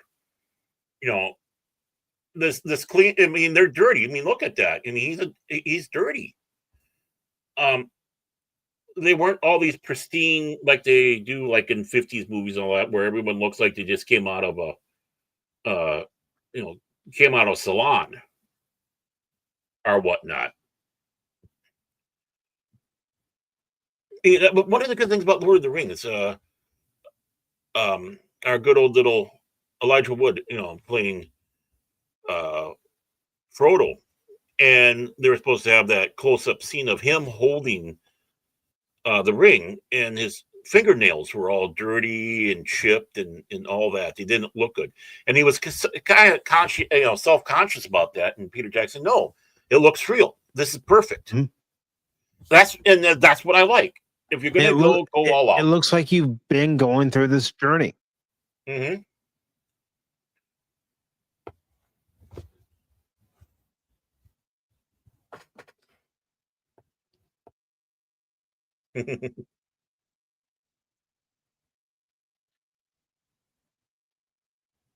And who do we have here? Baron, I think we're going to go to Ruapente. Mm-hmm.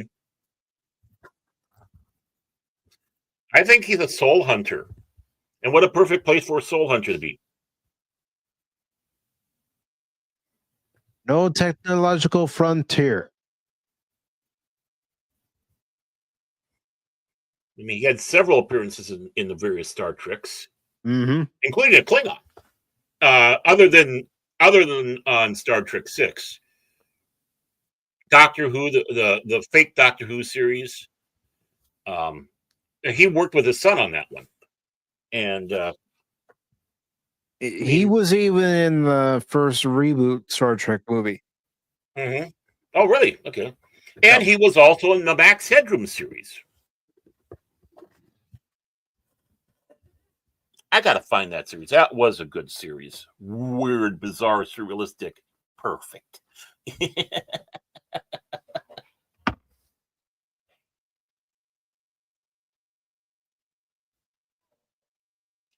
I love his voice. You know, Mad Eye Mooney in Harry Potter. When I read the book, I always imagined him playing that role, and I was disappointed that they didn't even consider him for that because of his range.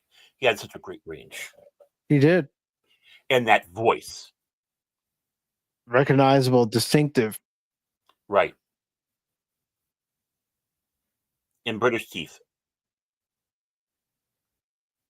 I mean, even in that clean on makeup, when you heard his voice, you knew who it was. Yeah. Or in Babylon 5 with that makeup, or, you know, it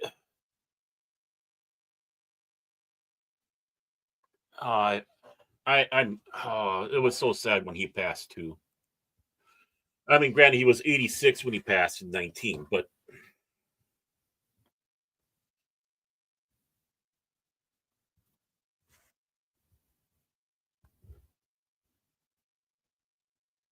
yeah, Mark Shepard's his son. Oh, and he was a Vulcan too, but uncredited. Yeah, in the 09 series movie. Yeah. Yeah. That's what I was talking about. Yeah. Schizoid Man, Bliss, of course, Star Trek 6. And of course, Schizoid Man, we see Susie Flaxman as the Vulcan doctor, Dr. Solar. I wish they would have kept her, at least playing that role. I liked her as both roles. Dr. Solar and Kalar.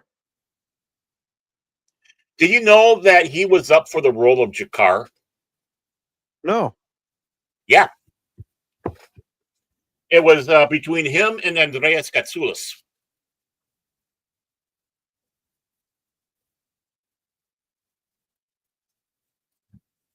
That would have been interesting if he was Jakar instead of Andreas Katsoulis. I mean, as much as I love Andreas Katsoulis, I would like to. I mean, I want to see that video store in a different universe, the parallel universe. Maybe they have the series done with him playing a role. I would sit down and watch that. And Tim's bringing up that W. Morgan Shepard was also in Elvira, Mistress of the Dark. Yeah, he took any role, and he was always great in it. I think we should watch that next October. Oh, yeah. How can we not?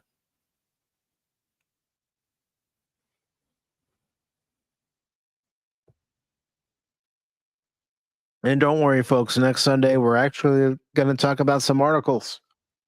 What? Yes. I know. Run in fear. Mike's going to read. You're going to make me read, I'm sure. Of course, one of his... One of us is going to read. The other's going to correct the other. And that's how it goes. Yeah. One of his first roles on television was a series called Z Cars, which was about a police force in England in a town, a fictitious town, who also had Brian Blessed in it at the time. Can you imagine him and Brian Blessed together working? That doesn't seem like a bad combo to me. Yeah. If the episode survives, that is. It was part of the Purge as well. Actually, he was in there a couple of times. He was also in 76. He was a guest star in that.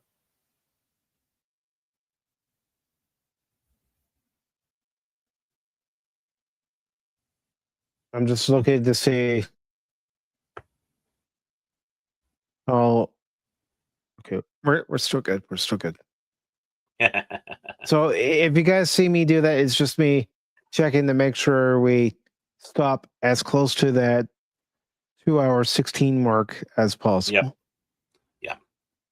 Make sure that at least the scene ends. That's all I got to say, even if it goes over a little bit. He had a voice in Biker Mice from Mars, Sequest DSV, 7 episodes. He was a voice in Iron Man. He was in Frasier, Gargoyles, even designing women in MacGyver. I mean, he took a role. He would take a role. Justice League as Merlin. Oh, yeah. His voice as Merlin.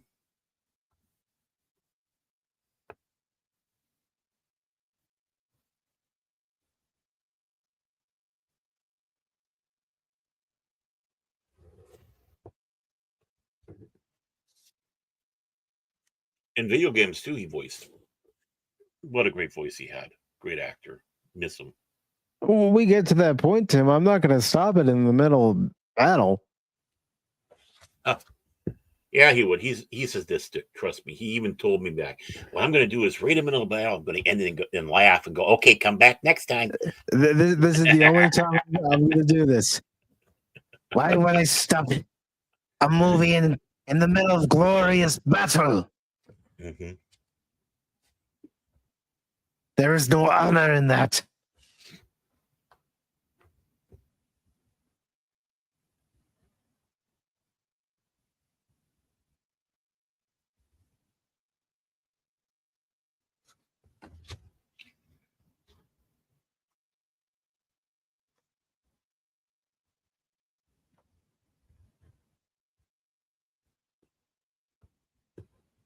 That was a victory.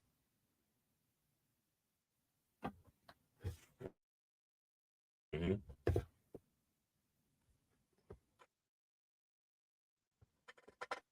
Yeah, because No matter how bloody you are after the battle, if you're the last man standing, you won. Mm-hmm. Because this movie did have a limited theatrical release. It did make $12 million during that theatrical release. And it was still at a time when we understood that you need to have an intermission. Right. They should have released this because we had all these multiplexes then. It should have been released and, of course, have that intermission. Mm-hmm. It should have been a wider release. It'd been interesting how this film would have been taken. Ken Burns was in here. Yeah. As an aide to Hancock.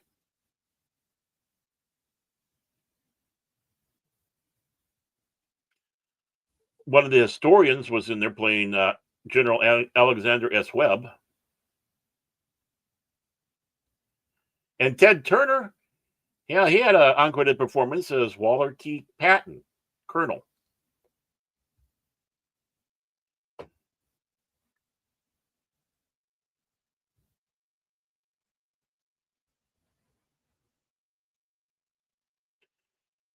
You know, this is something that all Americans, especially those who are, at least junior high, should watch for history. This is the not reporter life form, who many of us know. He was telling me last night that he did watch this during junior high. He had a copy of it, and his teacher asked him to bring it in so they could watch it. Yeah, and we'd see some of these well done films because it doesn't glorify anything but, of course, again, brotherhood, passion, people fighting for what they believe is right. It's not damning the South and praising the North or the other way around. It's a film that is just showing this is how it is. Mm-hmm. You can see who the schmucks were and who the saints were. And again, like we said, there were heroes and villains on both sides of the fight. Right. Mm-hmm.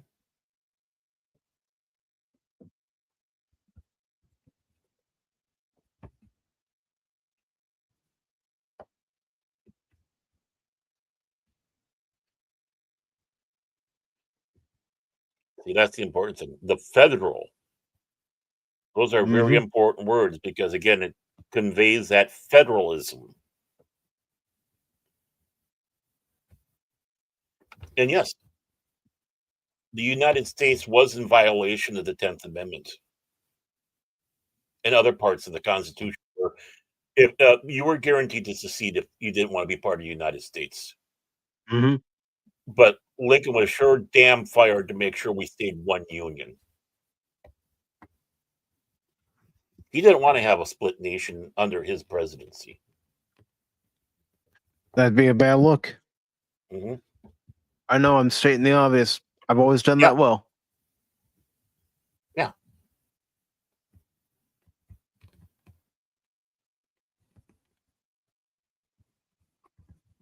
And he even made that known. He didn't give a damn about slaves or anything like that.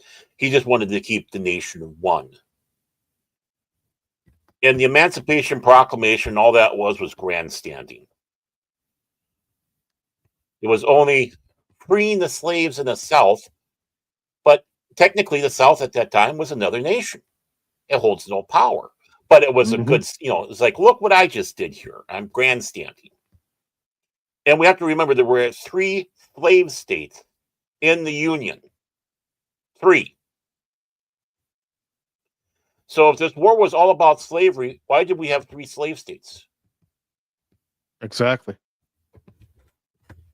See, again, looking at the logic, people aren't taught that.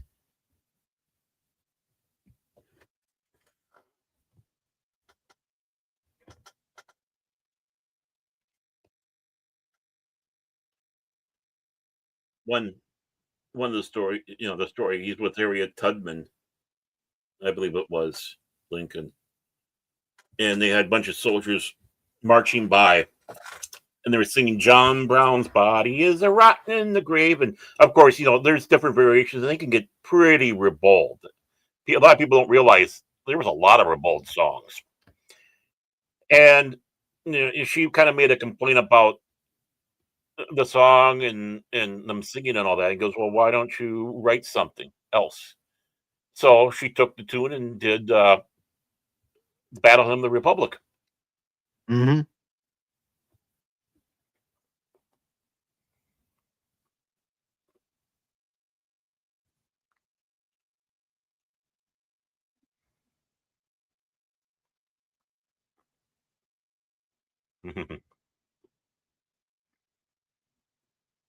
J.D. Vance is, or not Vance, but what's his name, Minister of War. No beards anymore. It's like you take a look at a film like that. No, let the soldiers have beards as long as they look good. Yeah. I want to see a general out there with a beard like that. I'd sit back and go, "Oh, this is going to be interesting."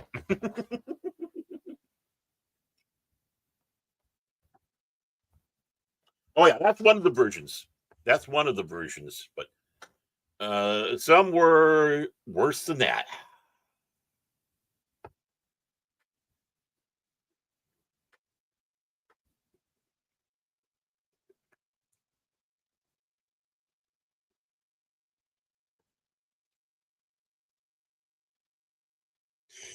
Yeah, you can see some similarities between Lucas doing the Clone Wars in the Civil War. Hmm. Oh, he doesn't stand out at all. Oh no. Have a All right, everybody.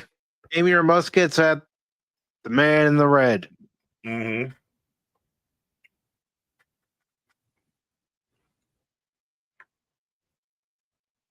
John Bill Hood, Fort Hood. Yeah, that's why they didn't like that name.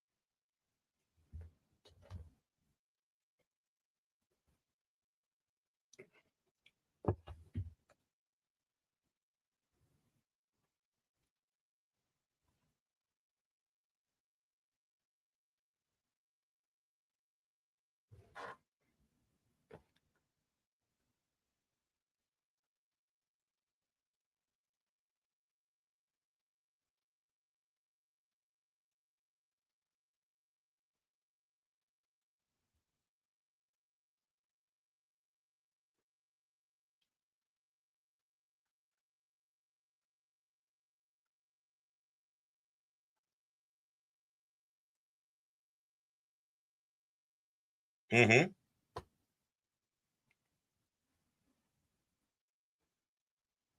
Mm-hmm.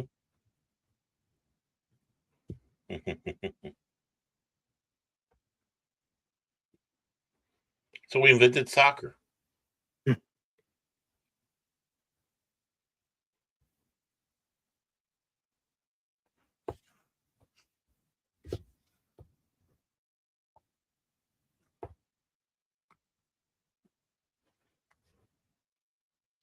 Mm-hmm. And that was the other thing Yeah, too with because the Emancipation Proclamation. the English abolished slavery long before we did. Yeah, roughly about 50 years. During the American Revolution, one of the plans was to send notice that Britain frees the slaves over there. Of course, they expected them to turn around and help Did the out same against over here. yeah. And the Emancipation Proclamation was also him making that statement to put some pressure on the British, reminding that this was slave nation. So even though the majority of the slaves came under British rule, but we won't. No, no.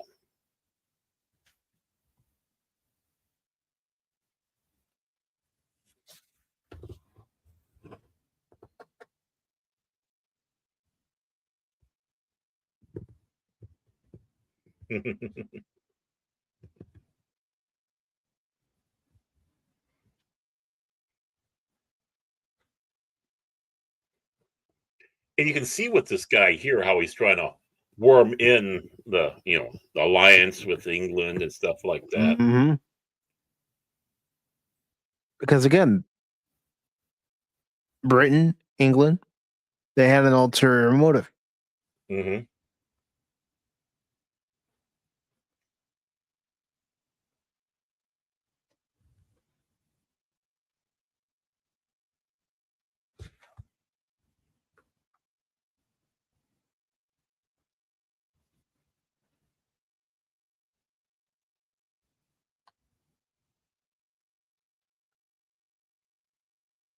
Mm-hmm.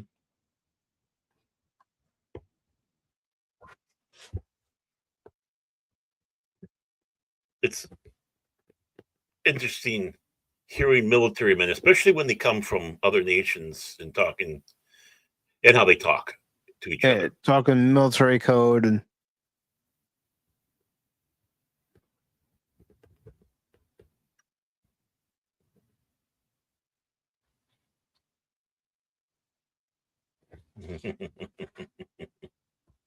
yeah, and Tim pointed out the year that Britain ended slavery, which was 1834. Ah, the minstrel boy. And you know who brought that in? The Irish. Mm-hmm. Harp song behind him.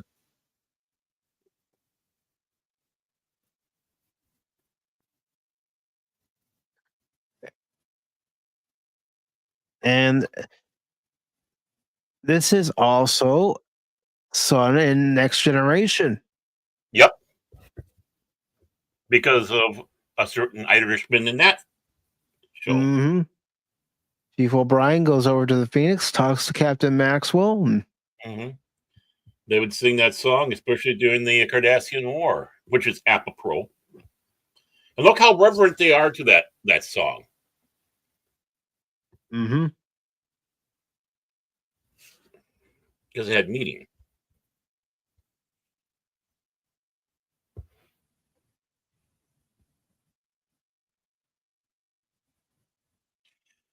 Oh, by the way, the man who's playing the British. Oh, wait a minute. That's wrong. Never mind. I was trying to look around. And Tim's saying, and yeah, I do stand corrected. It was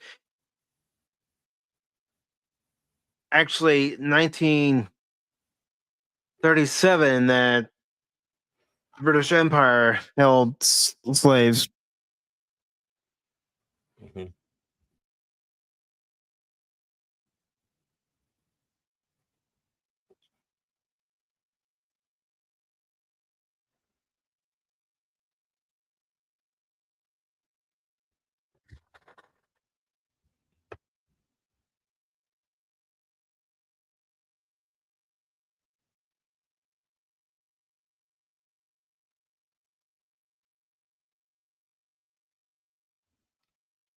Yep.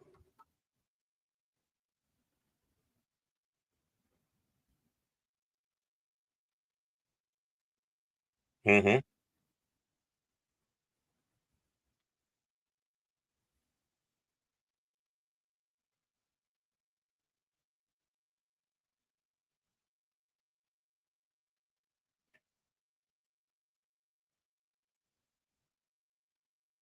And it was also slave traders in Africa who sold slaves. Yeah. Well, that's how we got most of the slaves on the North American continent. Black Mm. killing black. They didn't have to go in the jungle. And uh, uh, hmm, the guy who wrote Roots, I got a middle block on his name. That was an eye opener for him when he went to study this stuff. When he went Mhm. over to Africa, and was just shocked hearing that it was their own people that were selling them to the English and others. It wasn't just England that had black slaves. Um, no,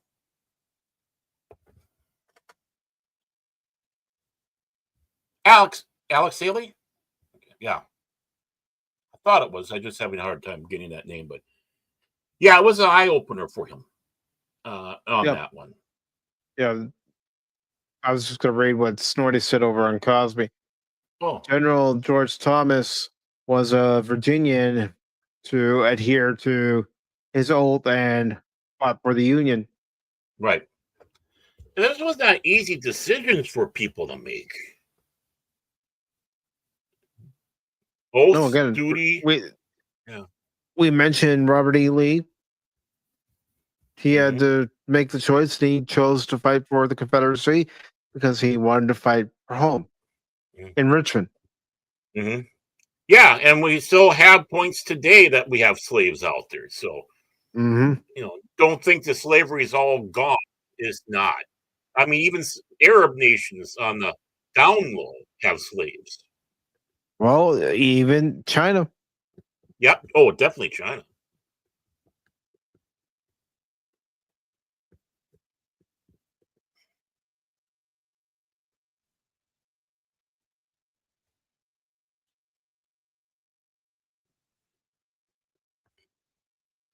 Hmm.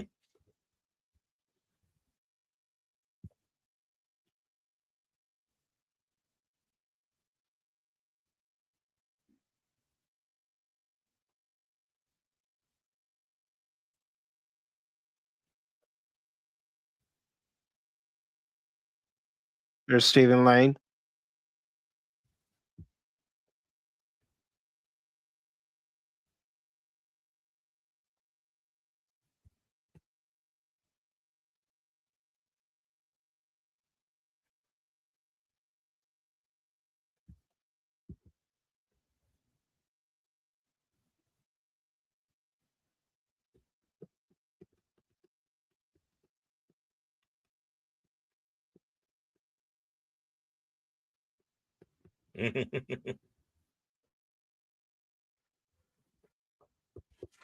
Yep.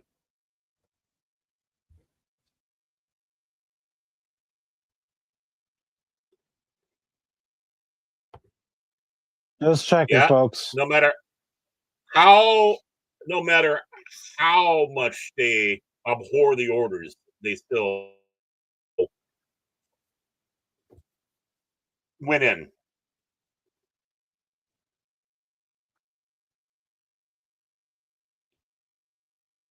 You never know what could have changed the tide of war. Right.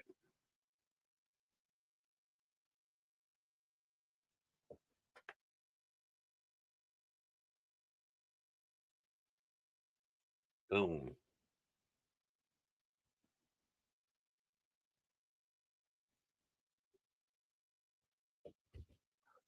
Ah, yes, the sound of battle.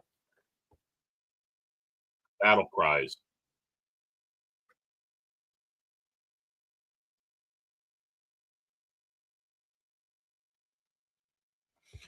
And that's the other thing too. Even a minor wound could kill you Mm-hmm. because of the infection, gangrene, stuff like that. Those balls that entered in you were dirty, and Yeah, what they could do. even if you could amputate somebody, they could still get an infection from that, fever.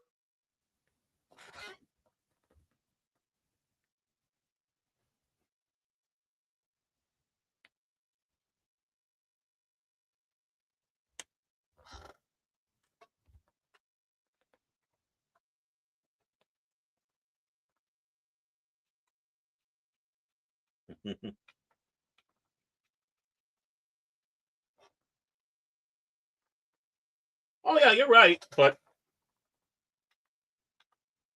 he followed orders.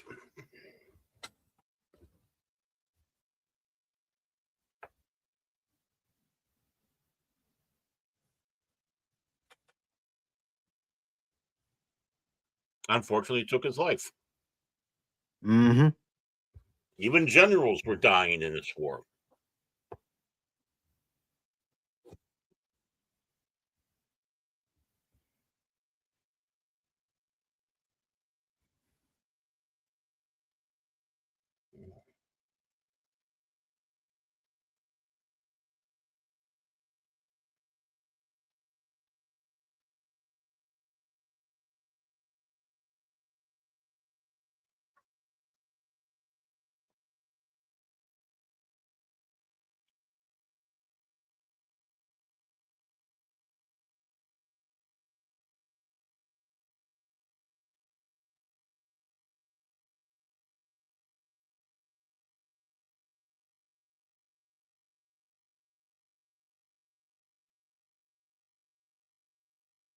Oh yeah, they did.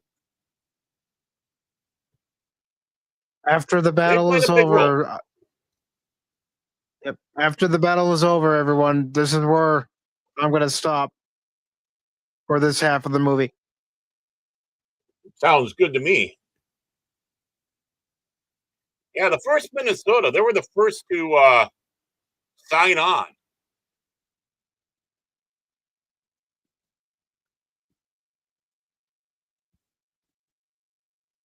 And they took a bruising. The first Minnesota, amongst people who are intelligent up here in Minnesota, hold them in high revere. They were a gung ho lot. Mm-hmm. Don't piss off the Norwegians.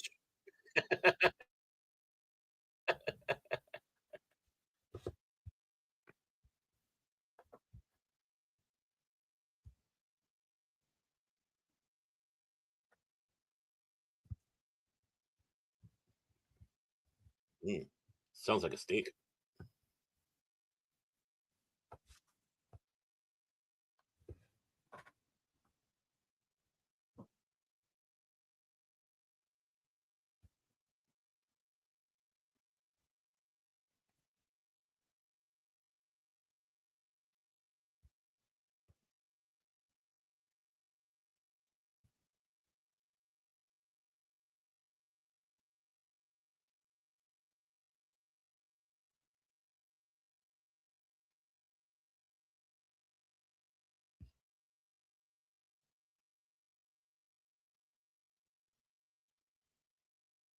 Yeah. Oh yeah.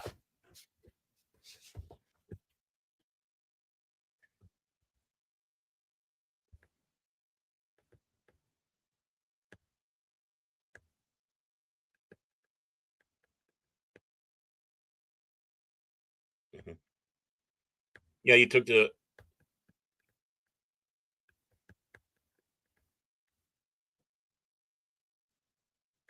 Yeah, he did. took it. Mhm. That's why some would go in, especially like Vietnam and such. If they're going to go into an area where basically they're by themselves. They'd go in with Kalashnikovs because they could take the ammo off of the dead Viet Cong.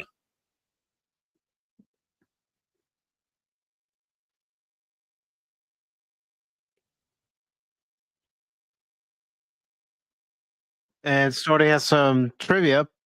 Says Chamberlain was wearing Lieutenant Colonel epaulets at the beginning of the movie, and then he's put into the full colonel.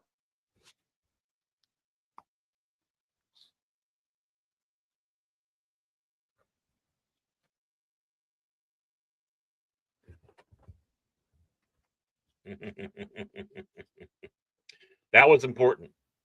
Mm-hmm.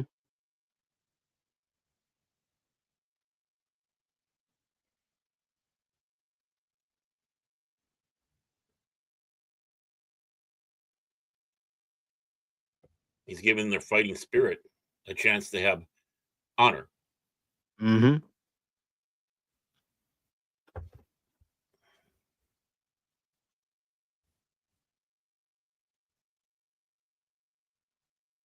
And what it means by that is the fallen will provide those weapons. Exactly. You had to do that.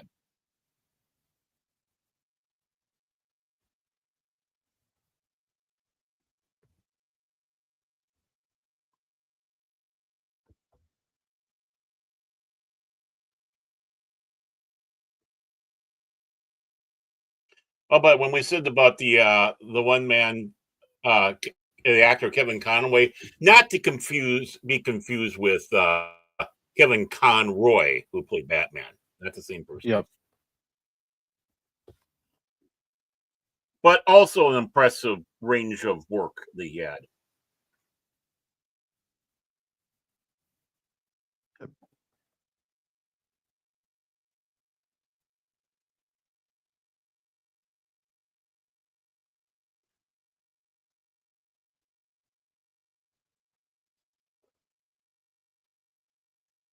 But you know, Barrett, if we were watching this in junior high or high school, this is exactly where the teacher would stop it. Yep. Yeah, so we'd be eager to watch it the next day.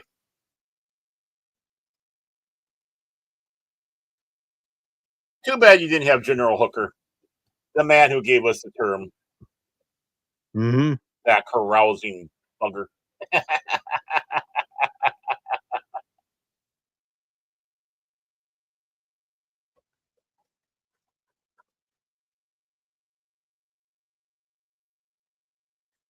Yeah.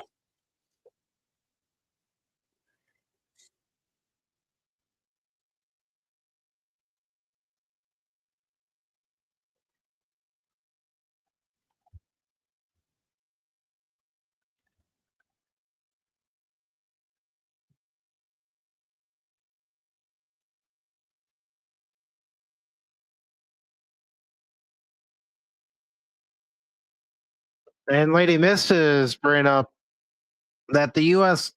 lost the most men during the Civil War. Yep. Between 620,000 to 750,000 soldiers died as a result of combat, disease, and other factors. Right. Weather. And weather did Typical play a accidents. factor, a big factor. Mm-hmm. As it was during the Revolutionary War. I mean, in that war, can you imagine walking around in wintertime in the snow with paper wrapped around your feet? Think of the frostbite. Yeah.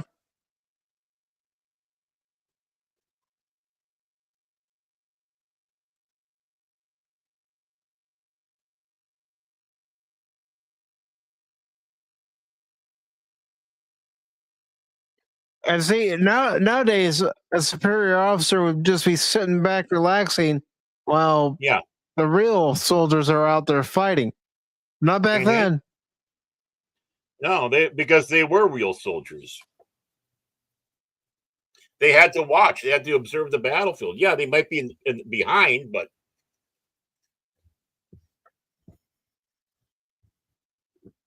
Look at that big bird.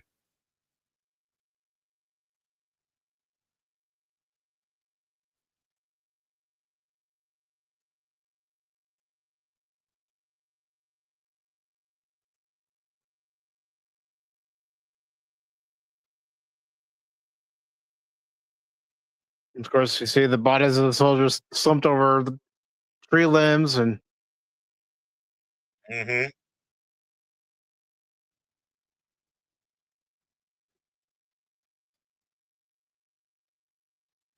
Of course, Hooker wasn't here because Chancellorsville was his Waterloo.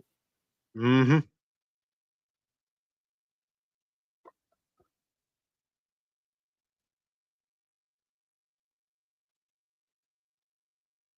But we did it. Even I know we lost more people in the Civil War than we did in World War II. Baron brought it up in the beginning of the stream. Hmm. Yeah.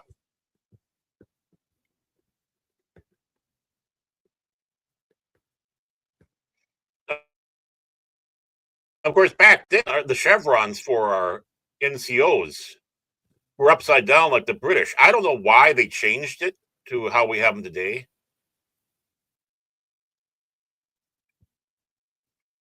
I have to look into that. I was obsessed with ranks. Seeing the different ranks and designs of the insignias. Mm-hmm. You have Star Trek to thank for Well, that, by the way.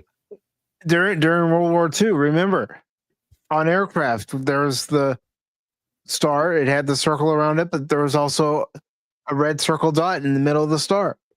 Yep. They took that away because our own forces were firing at our own aircraft, thinking they were Japanese. Yeah, that there were meatballs. Yep.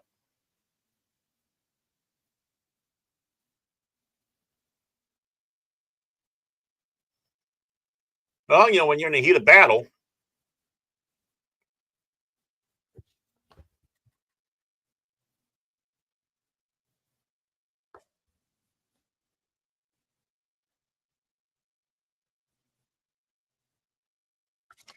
it's like listening to someone in a football game.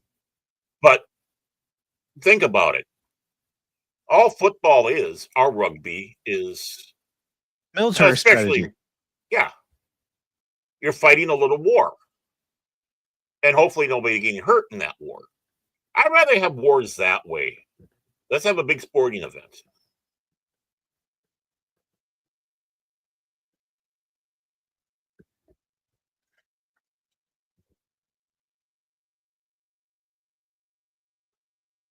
And of course, that little huddle was with your higher ranked NCOs and officers. And now it's time to tell the troops. Mm-hmm. NCOs had, mhm, back a long time ago. Uh, I had my, with Macintosh, we're talking about 90s here. And they had an icon maker that I used. Mm-hmm. And I came up with, I started with doing, because it was just a square, but I started doing designs for flags because I love flags. I love studying about flags. So I did a bunch of those up with flags. Then I was working on the aircraft, their uh, their designs. So yeah, know about that with the Brits. Actually, there's some guys that took this with my permission and put it on a DVD set so people could have those out. So that was one of my proud moments. I got a copy of that, Nice. but I need to get one of my old Macs running to be able to see that stuff. I hope I got one that works.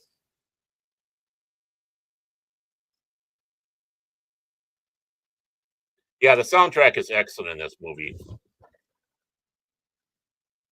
We don't even get scores like this anymore. Hmm. Oh yeah, I agree with you. And the Well, reason even why I with say that is because scores today are influenced too heavily by comic book films. yeah, we don't have the Lord of the Rings sound scores or now even Star Trek and Star Wars. We're talking about the original runs, not the Mm-hmm. the new wars. Even though it's still John Williams. But yeah, Superman films, superhero films, yeah, that's ridiculous. Even without a wider release, this film should have won.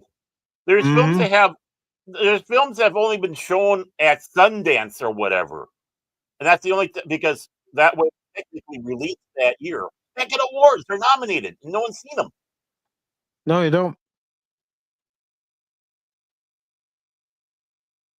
I mean, even a man in there's, you know, his late 90s, Yeah. and John Williams still does a good score.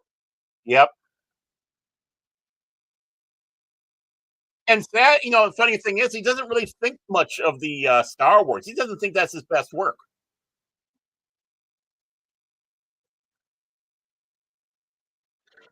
All right, I'm going to bring up Star Trek again. But wouldn't this be great music for a great Klingon battle? Yeah.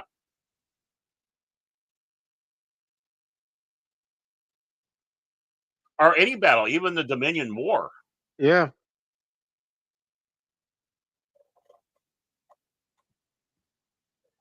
Of course, Brits with their red uniforms that way would hide the blood if they got hit, especially Hmm. the heads. Which is also the same reason why the French have brown trousers. Yeah. See if anybody catches that joke. Now, let me ask you all this. For specifically approaching the 4th of July next year, with next year being the 250th anniversary of America's independence, what would you say to watching not just Band of Brothers, but also the Pacific? I'm not familiar with the Pacific, but sure, what the hell? We need some patriotic stuff here. Something that shows us what. And there's nothing wrong with being patriotic.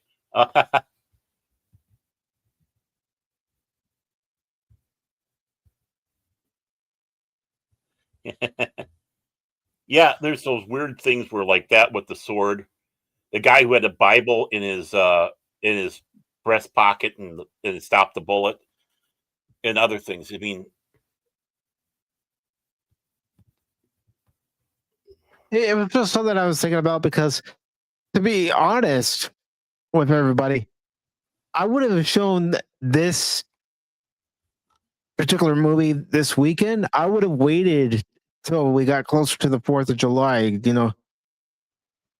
keep that, theme coming as we get closer to the 250th anniversary. But, if us showing this today, and I got no problem showing it today and also Wednesday, I started thinking, well, what about Band of Brothers and the Pacific?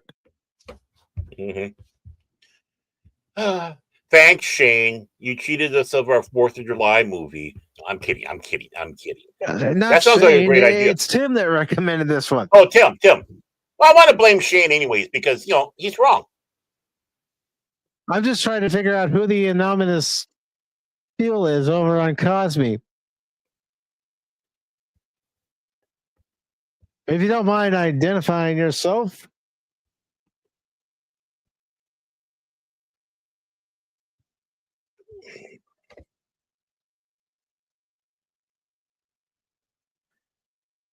Interesting thing about Chamberlain, he was made a brevet, I believe, major general, during the war. But he was a brigadier. He did have the hard rank of brigadier general. So.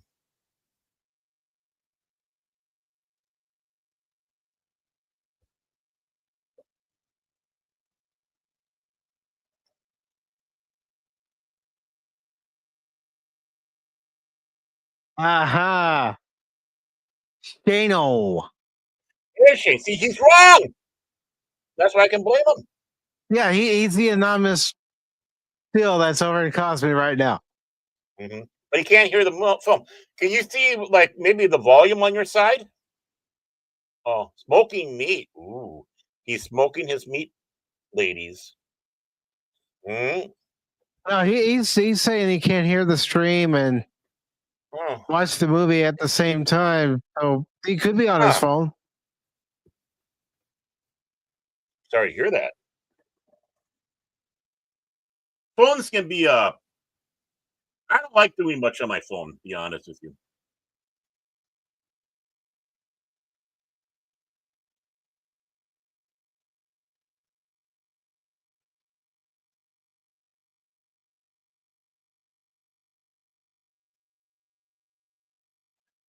Sad that we don't Yeah, have celebrity rankings anymore. and the thing about Masters of the Air, Tip, I never picked it up after the premiere of it. So Oh, oh. I think that'd be a good thing to do. I don't want to make it a whole month thing where, every Sunday, every Wednesday, that's what we're watching. I think the way I want to do it, because the episodes aren't very long, Oh God, or Shane. some parts of it, but other parts of it are, lengthy. Is look at the runtime for each episode, and if we could possibly do 2 episodes for a Sunday or a Wednesday leading up to it. But we'll see. I'm still trying to plan things out. So Shane's out jerking his meat for some rump. Okay. Do you have to feed me those straight lines like that? Yeah, and these were, and this is just accurate. You got that up close and personal, even with firearms. Mm-hmm. Sometimes what the soldiers would do with their pistols, they would have extra cylinders that they carried on them. So when they emptied the one or a jam, they could take out the one cylinder and replace it with another that's all ready to go.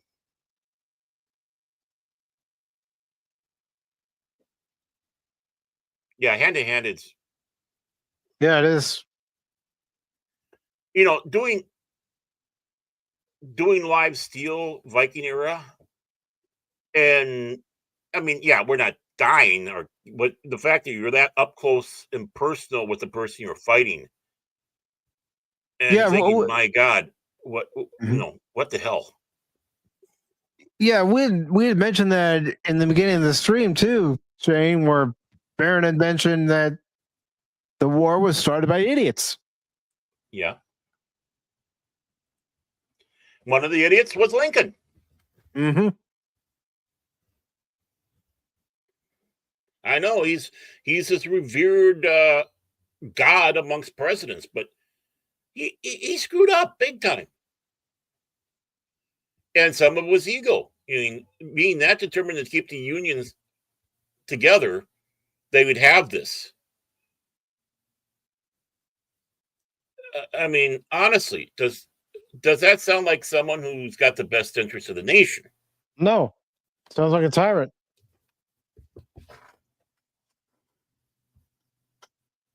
Someone that we know, that's how he refers to Abraham Lincoln, a tyrant. And in a sense, he was.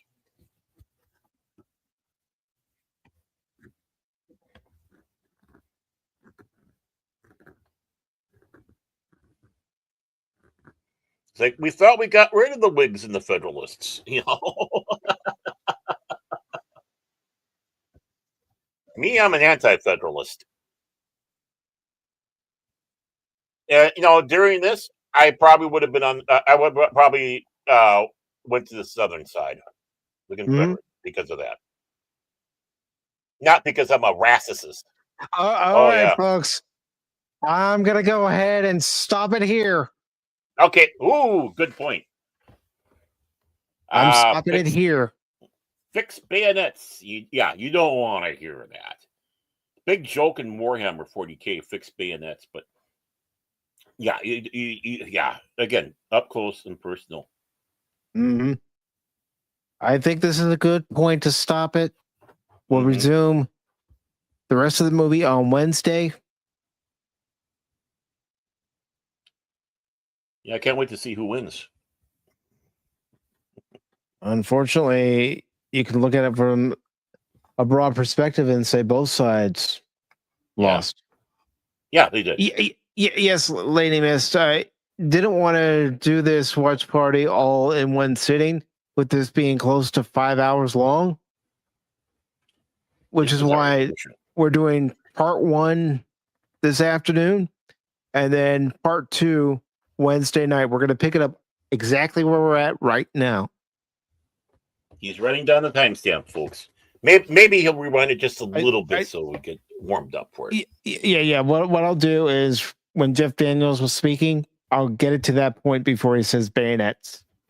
Oh, yeah, we got to hear fixed bayonets again. I mean, yeah. Like Shane says, you don't want to hear that. Nope. But look how long those bayonets are, too. So, I mean, you just turned your rifle into a spear. It's what it was. Mm-hmm. And you charged at the man in front of you, and your intent was to kill him. Yeah, and it wasn't just that end too. You used everything on that. Well, I don't want to call it rifle because it doesn't have any rifling, but on your musket or whatever you want to call it, you could swing it around and hit him with the stock, and whatever. When you get up close and personal, there is no rules, and anything is a weapon. Anything. And I do hope that everybody who is here right now is able to join us on Wednesday at 6 p.m. Eastern Time is when we'll resume this. Shortly after we do our introductions and everything, we'll resume it. I look forward to it. This is a great film. This is something that people need to see in this nation. We need to have wake-up calls because, we have all these people running around thinking they're so freaking tough. Okay. Look at this. Oh, the history was really this. Okay. Why? Professor Dingleberry told me. Yeah. Well, the name just says it all. Professor 10 sheets to the wind. Professor High as a Kite told me this. Mm-hmm. Blue hair septum ring. Yeah. And, with their arrogance. And that's the one thing you can't be. You can't be arrogant. If you're going into history, expect to be knocked down a few pegs because you start finding out things that, quote unquote, your side did. And it's not pleasant at all. But as a true historian, you have to bring it forward. Mm-hmm. So there's no arrogance in doing this, which is different than being secure in your knowledge of the stuff and be able to present it, which is not arrogance. You're willing to defend it and, more importantly, discuss it. Mm-hmm. Well, just like we've been discussing this first half of the movie this afternoon.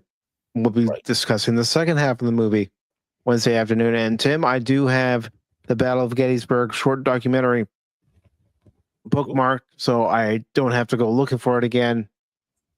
And this way we can watch that because that's only 30 minutes. 30 minutes? Yeah. Get a rope. And it's like, we're at the 2 hour 30 mark right now with this movie, so we don't really have much of it left. We only have 2 hours and 1 minute left of the movie. Mm-hmm. So that works. That works. No. Okay, I'm going to drop a naughty word, but it's not a bad one. The shitheads today just don't freaking understand anything about this stuff. I'm proud in the fact that I've been able to look into. No, Civil War is not a strong point for me. That was my dad in the Old West. And Mountain Men. He loved all that. He did some reenactment with the Mountain Men. He hung out with American Indians and pale faces, and sleeping in teepees with them when they did their their powwows. And they call them powwows.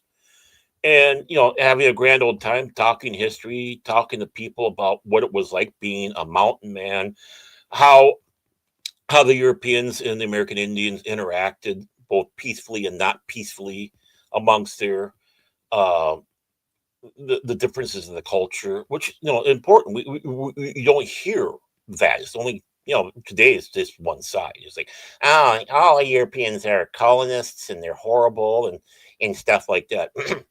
Okay, Rodriguez, in Mexico there. You ever hear something called a conquistador? And with the name Rodriguez, guess where they came from? Conquistador, Baron. Conquistador. No, conquistador. I thought Conquistador. Okay. Well, I speak with in their. I know you speak that with that Minnesotan accent. I know. Oh yeah, there. Don't you know? Don't you? Yeah. So let's just whitewash the Spaniards. Going into Mexico, South America, stuff like that. The islands, Cuba. Yeah, I know it's Cuba, but I say Cuba. And it's like just shut the front door, you morons. Everybody is colonizers. Everyone. And there's good and bad in colonizations. Mm-hmm. More often, it's good, but with some bad side effects. And then, of course, the other one is not really necessarily you can call colonizing. It's invading.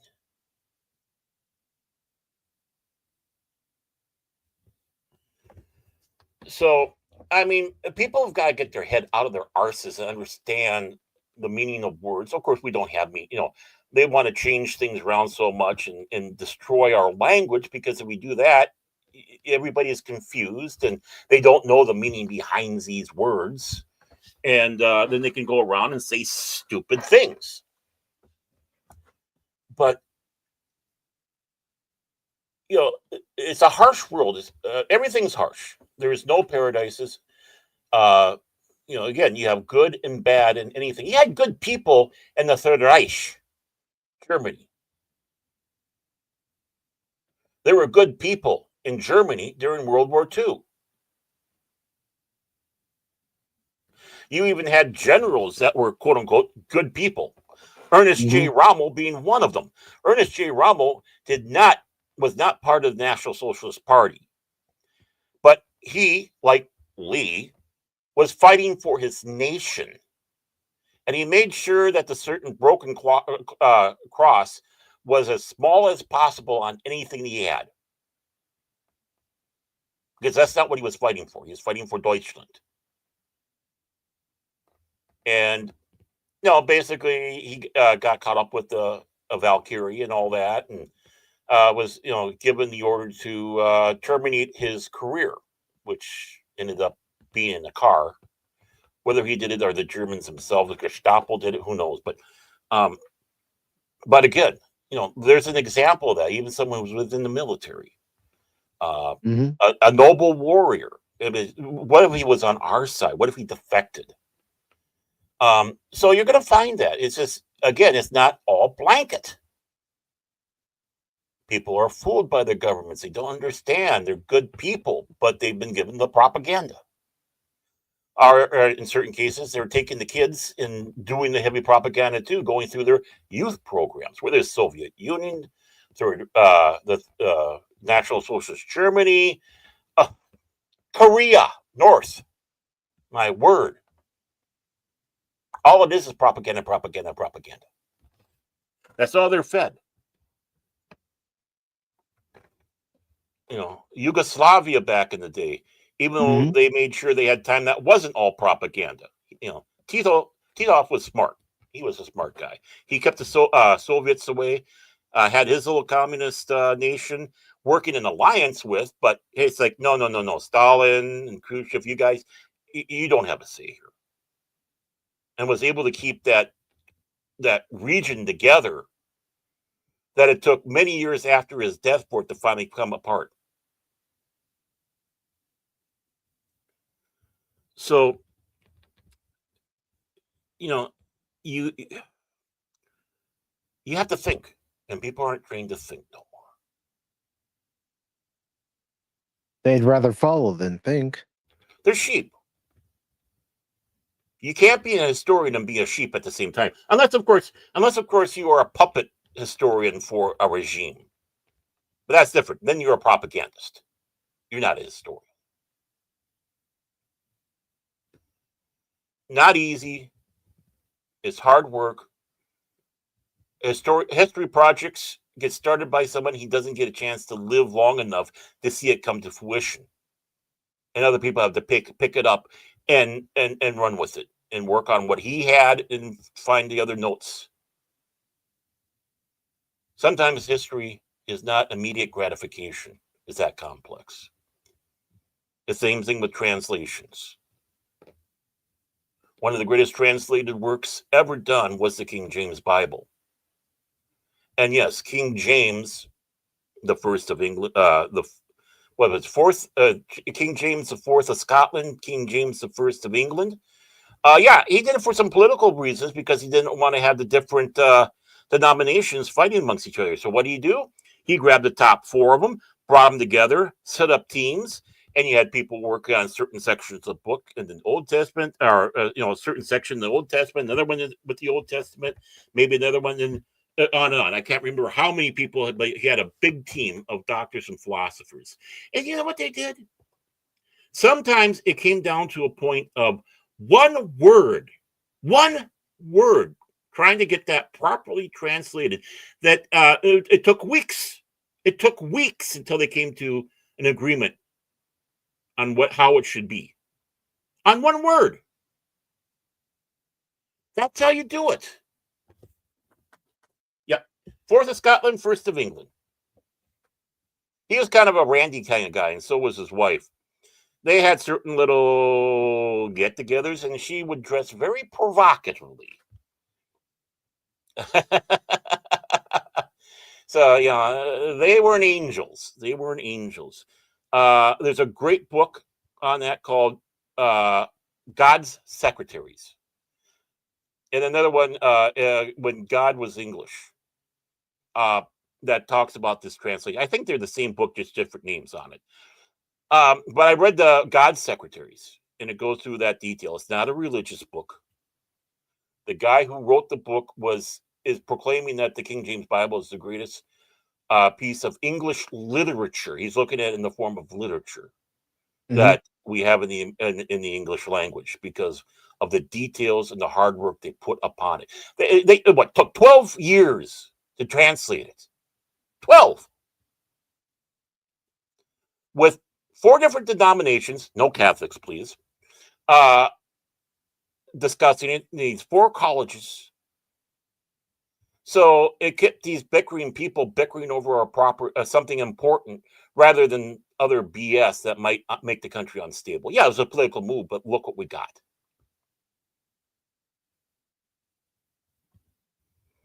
So again, with the translations, it's important. That's part of history. Mm-hmm. You're trying to bring history to the modern people to understand what was written. It's not easy work, but with this immediate gratification society that we got today, who have the attention span less than a goldfish, how can we do this? They wouldn't be able to handle this movie. No, you're exactly right. I mean, yes, I was looking stuff up while watching the movie, but it was pertaining to the movie, and I was still watching it. I was doing the same thing. Right. Which a critic or anybody else that be watching a film would probably do. Get the nuances, see what's going on, and so on. Watching these movies for me is as much of a study as it is sitting back and enjoying them, even the silliest ones. Providing these movies is to give everybody a chance to see something maybe they've never seen before, or they have one particular point of view, and it'll show them, no, this is how it was. This is how this particular movie is portraying it. Right. That's why I don't even waste my time with the sheeple. They're too brainwashed, brain dumb. They have the ability to do it. They're licking windows, Baron. They're licking windows. Yeah. Crayon eaters. I mean, they're perfect for Marine Corps. They eat crayons. Just kidding to all the Marines. Or am I? But yeah, they're window lickers. They're, they need drool cups. But yeah, it's basically like the movie Romeo and Juliet. It's like, but the thing is what's bad about it, and is they have the ability. They just been trained not to do that. And how can you break through that brainwashing? And yes, it's brainwashing. Mm-hmm. If you teach people not to think and just accept my word for it, get brainwashed. But Baron, I ask you to accept my word all the time. Yeah, and I disobey orders. You know that. How many times did you kick me off the air? And one thing I wanted to mention, that's something that Lady Miss brought up over on the Kosmi side. Yo, when I made my comment about, there are certain military colonels, generals, officials who just sit back and let everyone else do the fighting. He brought up that her superiors in the army all fought in combat. No sitting on the sidelines for them. Right. They could be taken out anytime. I mean, you have the head of the Confederate Army there. I mean, you take out Lee, what would they have done? If you took out Meade on the Union, what would they have done? Various things like that. But they were there. They saw the carnage. And a lot of these generals that we have today, which doesn't make me cry because they're getting fired, are political hacks. They're not military men. We don't have Schwarzkopf anymore. No, that's why I say what I say. I'm not saying it to be a complete asshole. I'm saying it because that's how it is. It is. General Milley is just, a fat ass sitting there doing whatever. Horrible general. He's not doing what he's supposed to do, and many of these others. In some cases, even Powell was a bit that way. Oh my God, how dare you say anything? Well, he was a political officer, not a military officer. When it came down to the plans and such like that, guess who was on the ground? Schwarzkopf. It's like Patton in World War II. Where was Ike? But Patton was right there. Patton. They came to a river that was separating between his units and the German units. And the the soldiers did not want to go forward. They didn't want to go through that and engage the Germans. So you know what he did? Patton walked out as far as he could into that river and screamed and yelled at them about what type of wussies and others, imagine the strong language Patton would say. Well, the enemy were taking pot shots at him.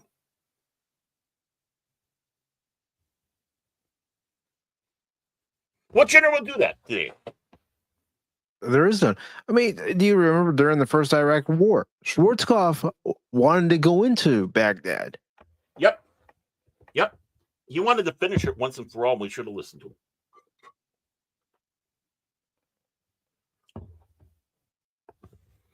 What was his nickname we were calling him again? He had that nickname that people were bestowing upon him. He just couldn't understand why he was getting that nickname either. But Stormin' Norman, yeah. And he's kind of befuddled people going around calling him Stormin' Norman. Well, there's a reason why. You were storming. You were storming in. You went in, took no prisoners. Yeah. Less political generals. We need to get rid of a lot of generals, to be honest with you. They're just top weight and useless. Get the ones that go in there that are duty bound, and their one job is to take care of the men underneath them. And the same thing with colonels, lieutenant colonels, majors. I mean, we give a pass on the butter bars. Trim the fat. Second lieutenants. Yeah. We give a pass on the butter bars, the second lieutenants, because they're morons. Nobody likes a butter bar. It's only when that butter bar turns silver do they start getting listened to a little bit. Especially if they're a ROTC.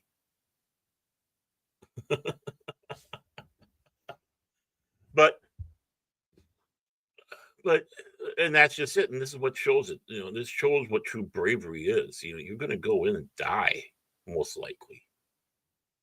And you're seeing the enemy eye to eye. This isn't drone strikes. This isn't being miles away or kilometers, clicks away. You're looking right into another person's soul, and they're looking right back into yours.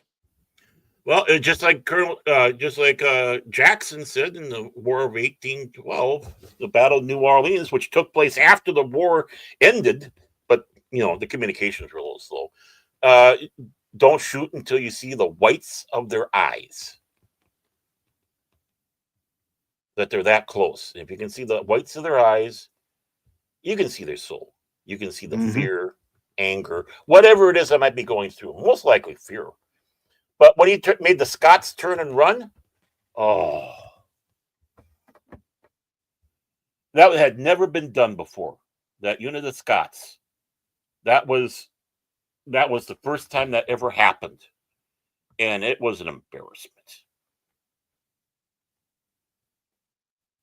Yep. As the Germans called them, what was it? Oh, they called them ladies from hell. The ladies from hell, because they wore their kilts. The Germans called them that. Oh, yeah. But yeah, I mean, our technological wars have gotten to such a point that it's a terror, and we just people are not people no more. They're just targets. They're just there, and sometimes, in some cases, screw the collateral damage. Well, you don't even have to worry about being on the actual battlefield anymore with drones.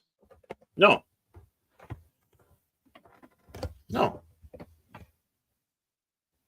And you bring in robots now in the battlefields to do jobs. I mean, I'm all for sending a robot out there to take out landmines. Better than sheep. But it starts getting ridiculous when you have a drone out there, and the people are, for pilots, it's bad enough because what they go through, and they go through psychological damage on the part that they don't see. Say they have to go in for a bombing run or whatnot, or A-10 Warthog coming in to take out a bunch of tanks and stuff like that. Since it's a flying tank, great plane, but they don't see the enemy, but they know they're taking them out, and that in it by itself is a nightmare for them without even seeing eye to eye. Now that's turned into a fucking video game. Sorry for this word. And that's how people are looking at it now. Oh, it's Call of Duty. It's this.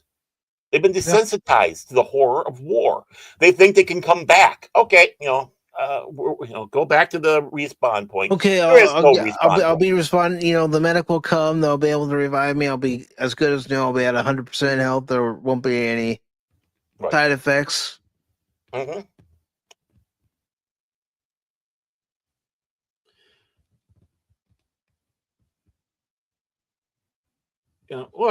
is good with drone, but I mean, I don't want that though.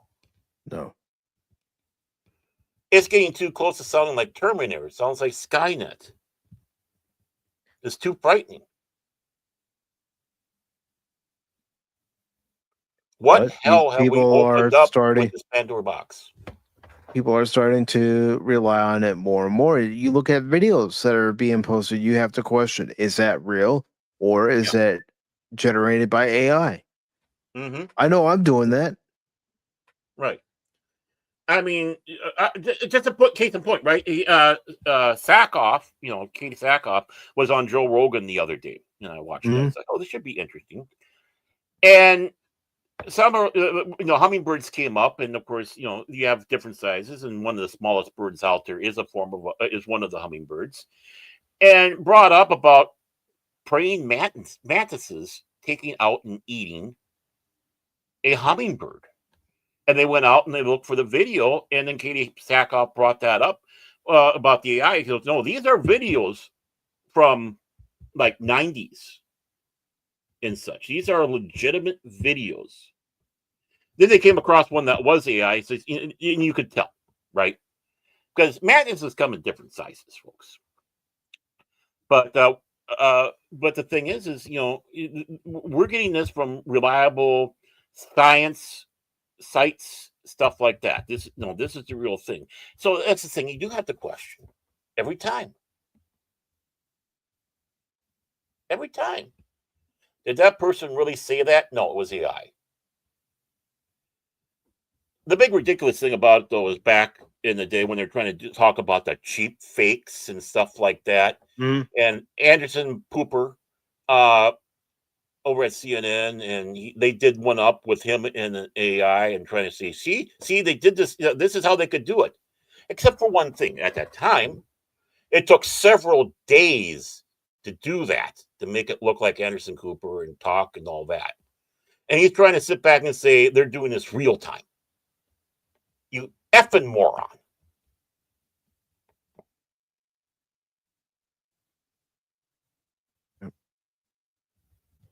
I mean, we have to be careful how we use AI.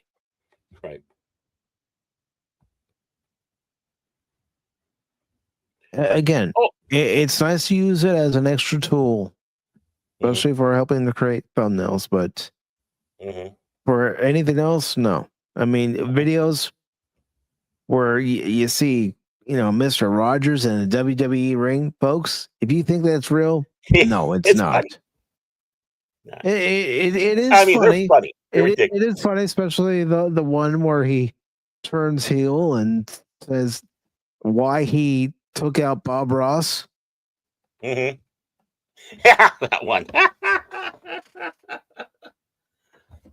Yeah, this is an actual AI video that I've seen, folks. Yeah, Sona. I've been watching a few of those and just laughing my ass off because they're so ridiculous. Mm-hmm. Yeah, of course, people who've never met each other, coming together, or at least never met each other on screen. Yeah, it's like, and you're absolutely right. I wouldn't doubt if down the line with the missing, I know they've said they found a missing episode of Doctor Who. They haven't said what it is, so I remain skeptical on that, but we'll see. Mm-hmm. But I know they've been doing the animation for a lot of these episodes, but now to be able to do it for these missing episodes of Doctor Who and try to make it look as as it was, I wouldn't doubt. There's people just clamoring. They want to see something of these lost episodes, and with telesnaps and stuff like that, and of course, they have the soundtracks because a couple guys recorded every episode on tape. Can you imagine being that fanatical back in the day? They could do it. They don't need to do the animation, which some of it is very poor. They can actually make it look like they are on the set of Doctor Who, and yeah, they can still make it look like the sets exactly as the sets were, not doctor them up and look fancier, which would take you out of the thing. When the one episode that they have that exists looks one way, and then all of a sudden now it's this, other when they go to the missing episode, it's like no. You keep it as is, which I'm sure they would if they do it. But I'm sure that'd be one of them. I mean, think about a lot of these shows. They might have the audios for them, especially with the Beeb. Excuse me there, by the way. My apologies. But they bring back A for Andromeda, the series that was done by Sir Fred Hoyle on the Beeb. Of course, wrote a book, and of course his sequel, which I think is pretty much intact. I think there's only one episode of A for Andromeda that exists, but to be able to bring that one back to life. Or if they have the recordings of Patrick Troughton playing Robin Hood for that Lost series, it'd be interesting to see what's going on and how how it possibly could have been. But yeah, I mean, when you have all these holes, I mean, even American media, we are missing a lot of TV shows. A lot of DuPont shows were flushed when the DuPont network crashed. Thank God Gleason stuff survived when because he was on there, and a few others. But there's a lot of stuff that just doesn't exist. Even ABC, CBS, and NBC. What viability do these things have until Lucy made the breakthrough of doing the rerun? Mm-hmm. Who would want to watch an episode over again? Well, Lucy showed you it could be done. Had it been done because she was preggers. Well, the fact that it was done and then it led to VHS releases of movies and TV shows, which eventually, also had Laserdisc, Yep. DVD, and Blu-ray. Yeah. And what the next one will be? Well, you got the HD 4K too. So, did you see that? I don't know if you did or not. I was reading that Shane's comment, but yeah, you got the HD 4K stuff. Yeah. Can you again? We talk about doing the switcheroo with actors and actresses, and what would have happened, especially if we kept it to the era, right? The actors and actresses that were around at that time, and might have been up for a while. What would have been? Someone do up a Back to the Future with Eric Stoltz, and the other two films. Would it be interesting? It would be. As long as it was done officially by Universal Pictures and it had the okay of Robert Zemeckis and Bob Gale, I'd be for it. As long as they were still involved in it. And Eric Stoltz was okay with it. Right. Well, I wouldn't doubt some fans would go out there and do something with that too. You never know. I mean, can you imagine Kurt Russell as Han Solo?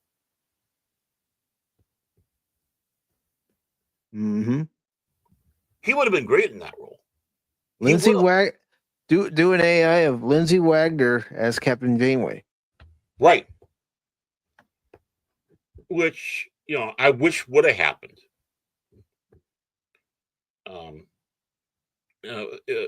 Yeah. Damn, I wish it would have done that. Turn new garbage truck, actually make it good. True. Hey, Section 31's now watchable. Bionic Captain. That trailer certainly wasn't. Yes, the Bionic Captain. Mm-hmm. Hey, Section 31 was so bad, even the dribbleheads didn't like it. Yeah. That worship at the feet of Discovery. That's how bad it was. I mean, okay, if this was an official thing, Billy D. Williams as Captain Sisko. Here, have some Colt 45 and we'll talk this over. Quark, Colt 45. How can you drink this stuff? Yeah. Could you imagine that first meeting between Sisko and Kira? Mm-hmm. At first, she's hostile toward him, and then she's like, "Well, yeah, you want the office? Here you go." Right. What about John Rhys Davies playing Sinclair on Babylon 5, who was one of the picks that JMS wanted? Oh, could you imagine? And I know this is a piss poor impression of Sean Connery. I'm sorry. I was going to say it sounds more like that than it sounds more Scottish and Welsh. But what I'm getting at here, folks, is imagine Sean Connery as Cyborg. Yes, like they wanted. Mm-hmm. Well, but again, if you did things like that, clear it with the estates. Yeah. Mm-hmm. Clear it with, everybody who was involved, whether it be the estates of those particular individuals or the person themselves, and of course the studio, and then don't even release them as a physical media option. Release them on YouTube. Yeah. I mean, have utmost respect for everything, and you have to do it with respect. Yeah. Well, can you imagine William Campbell as Sisko, because he was up for the role? Mm-hmm. My dear Gul Dukat, my dear Captain Sisko. Yeah. But I really, this could just be in my own fantasy world. Billy D. Williams as Captain Sisko. Yeah, I would love to see that. I mean, could you imagine him doing the dialogue from In the Pale Moonlight? Oh God, it would have a different tone, but just as impactful. Mm-hmm. Because he might play the character with a little bit of cockiness in the series, as as much as straight laced, but a slight cockiness. But that scene where all the cockiness is gone, the mask is off, Mm-hmm. and he's doing that, and because Billy D. Williams is a great actor, and he would have the gravitas to pull that off, and then there'll be the big argument: who was better? Yeah. And that would be the fight of the century in Star Trek land. The Battle of the Cisco. Right. I think both would be awesome. It'd just be one of those things where, okay, let me reach into this parallel universe where he did get the role, and we can watch it. Mm-hmm. And Morgan Shepherd playing Jakar. I'll grab those Babylon 5 episodes. And Bruce Willis playing Garibaldi. Yeah, I'm sorry. I'm just because that was his first choice to have play Garibaldi. So but by the time things got going, Willis was too big of a name, too expensive, too egotistical. Just kind of thinking of all the, yeah. I mean, these are great for little experiments, I think. Mm-hmm. The what if. It should be treated just as such, but very respectful. I mean, I could part of see me just craves for that. Part of me does crave for that. And I could see AI being used to showcase, historical events. Mm-hmm. To show what it might have looked like during those events. Yeah, because you could do things that even today, even with CGI and stuff, you can't really get away with. It would literally kind of put you right into battle. I mean, here, put this VR glass, you're going to live it. And it's all AI. Mm-hmm. Which means it's not static. Basically, your movements, you have interactions with people, stuff like that. Unlike, like a CGI might not be able to do. Because, we got them talking. We got them. I mean, what a learning tool that could be. Imagine this movie Gettysburg, and you're able to walk through all that. Mm-hmm. Listen to the conversations with Lee, with the various men, or Meade talking to various men, or anybody. See it from both points of view, and being able to ask them questions. Pardon me, sir. Can I ask a question, please? But yeah, I think again, AI is wonderful as a tool when used responsibly. Yeah. Don't create an AI version of Stanley to answer questions when the real Stanley, he lived, and then his life came to an end. Well, and here's the point. Whatever question you're going to ask Stan Lee has been asked him a million times, and it's all out there. You don't need Stan Lee to ask those questions again. It's the same old questions. And he also wrote a lot, too, so he could read things like his growing up and stuff like that. We don't need that. What are you going to ask Stan Lee? What's it like in heaven? Yeah, I won't know. Stan Lee was an atheist.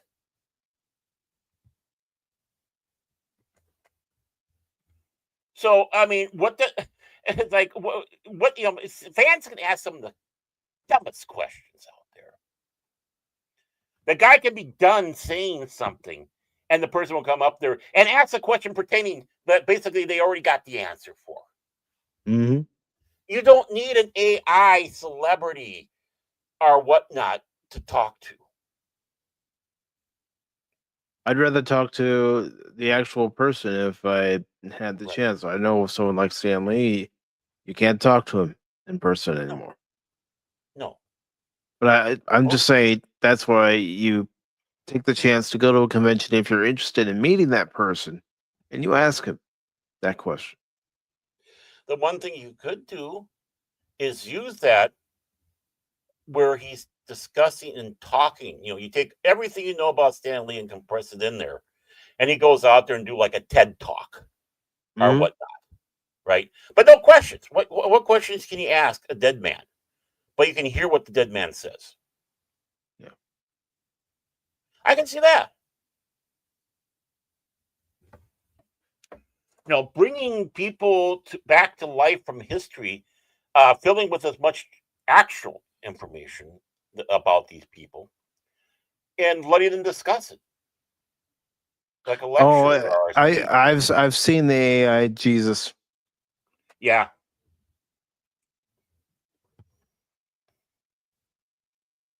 Oh yeah, they got AI everything out there now with these people, and it's some of it's frighteningly good. It can fool you. I mean, and this is just the schmucks like us. What is Hollywood at right now? And Katie Sackhoff in that interview mirrored me. Yeah, that's the only one we've seen. What other ones do they already have ready to go? Yeah. I mean, that's why, again, anytime I see a video, I do look at it for a while, study it to see if I can notice anything that might indicate that it's been created with AI. Right. Now, with the videos that I mentioned before, Mr. Rogers turning on Bob Ross, I know that's all AI because they never showed up on WWF/WWE programming. But it's a fun laugh. I mean, it's like those claymation things that they did, or robot chickens or stuff like that. Celebrity Deathmatch was that claymation show on MTV back in the day. Yeah. They need to bring that back. It'd be all CGI anymore. It wouldn't be stop motion. Mm-hmm. AI CGI. Yeah. Mm-hmm. Yeah.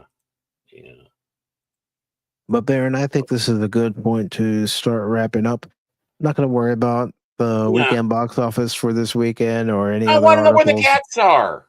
All right. All right.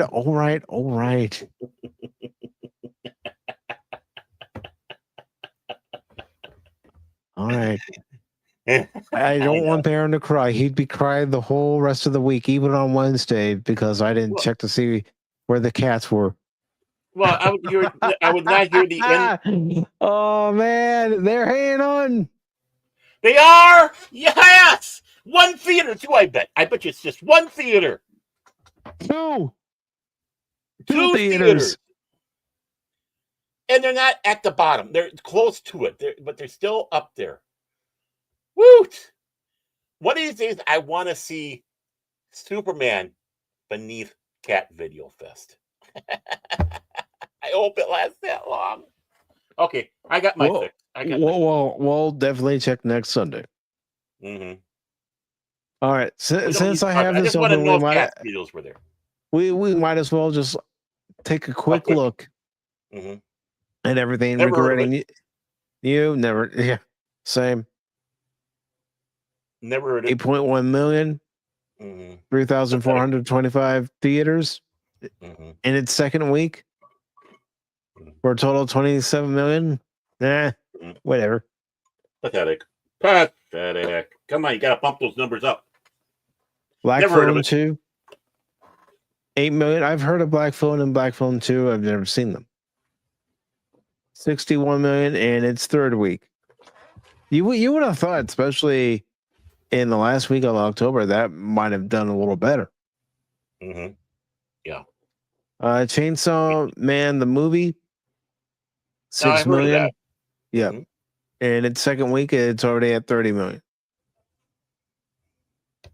And we can take a guess. So I'm not going to say assume. We can take a guess that it probably didn't have a high production budget. Nope. And at least here in the States, it made 30 million. I'm just taking a quick look. And it's already made 138 million worldwide. Oh, God. You know what? Let me, because I'm curious. Look up the production budget. Okay, he's going to look up the production budget. And Matt McGloin, yes, I understand. The international market's bigger, and I understand Japan and Korea are part of it. But you know what? Overall, you have to look at the top numbers, and so do the studios. They might only talk about how important the domestic, but they look at everything. Yeah, it's doing a hell of a lot better than some of the movies that you're proclaiming, like Super Dud. And it's being reported that the movie only had a production budget of $4 million. I'd say that's a good return. Oh, I just saw this one from Tim about the Beatles doing Lord of the Rings. Yeah, I know they wanted to. If I remember right, John wanted to play Gollum. You shall not pass. Yeah. All you need is love. My precious. And yeah. Please don't be Yoko. Don't be Yoko. And of course, K-pop Demon Hunters made $5.3 million. Yeah, and it's K-pop. Yeah, I mean, Katie Sackhoff was even talking about that on that Joe Rogan about how fun it is. She and her kid watching it, and basically the actresses that played those roles, which of course was based off of them completely. Just like the one game you were playing, that South Korean game. They're going to go on tour, I guess. Really? Yeah.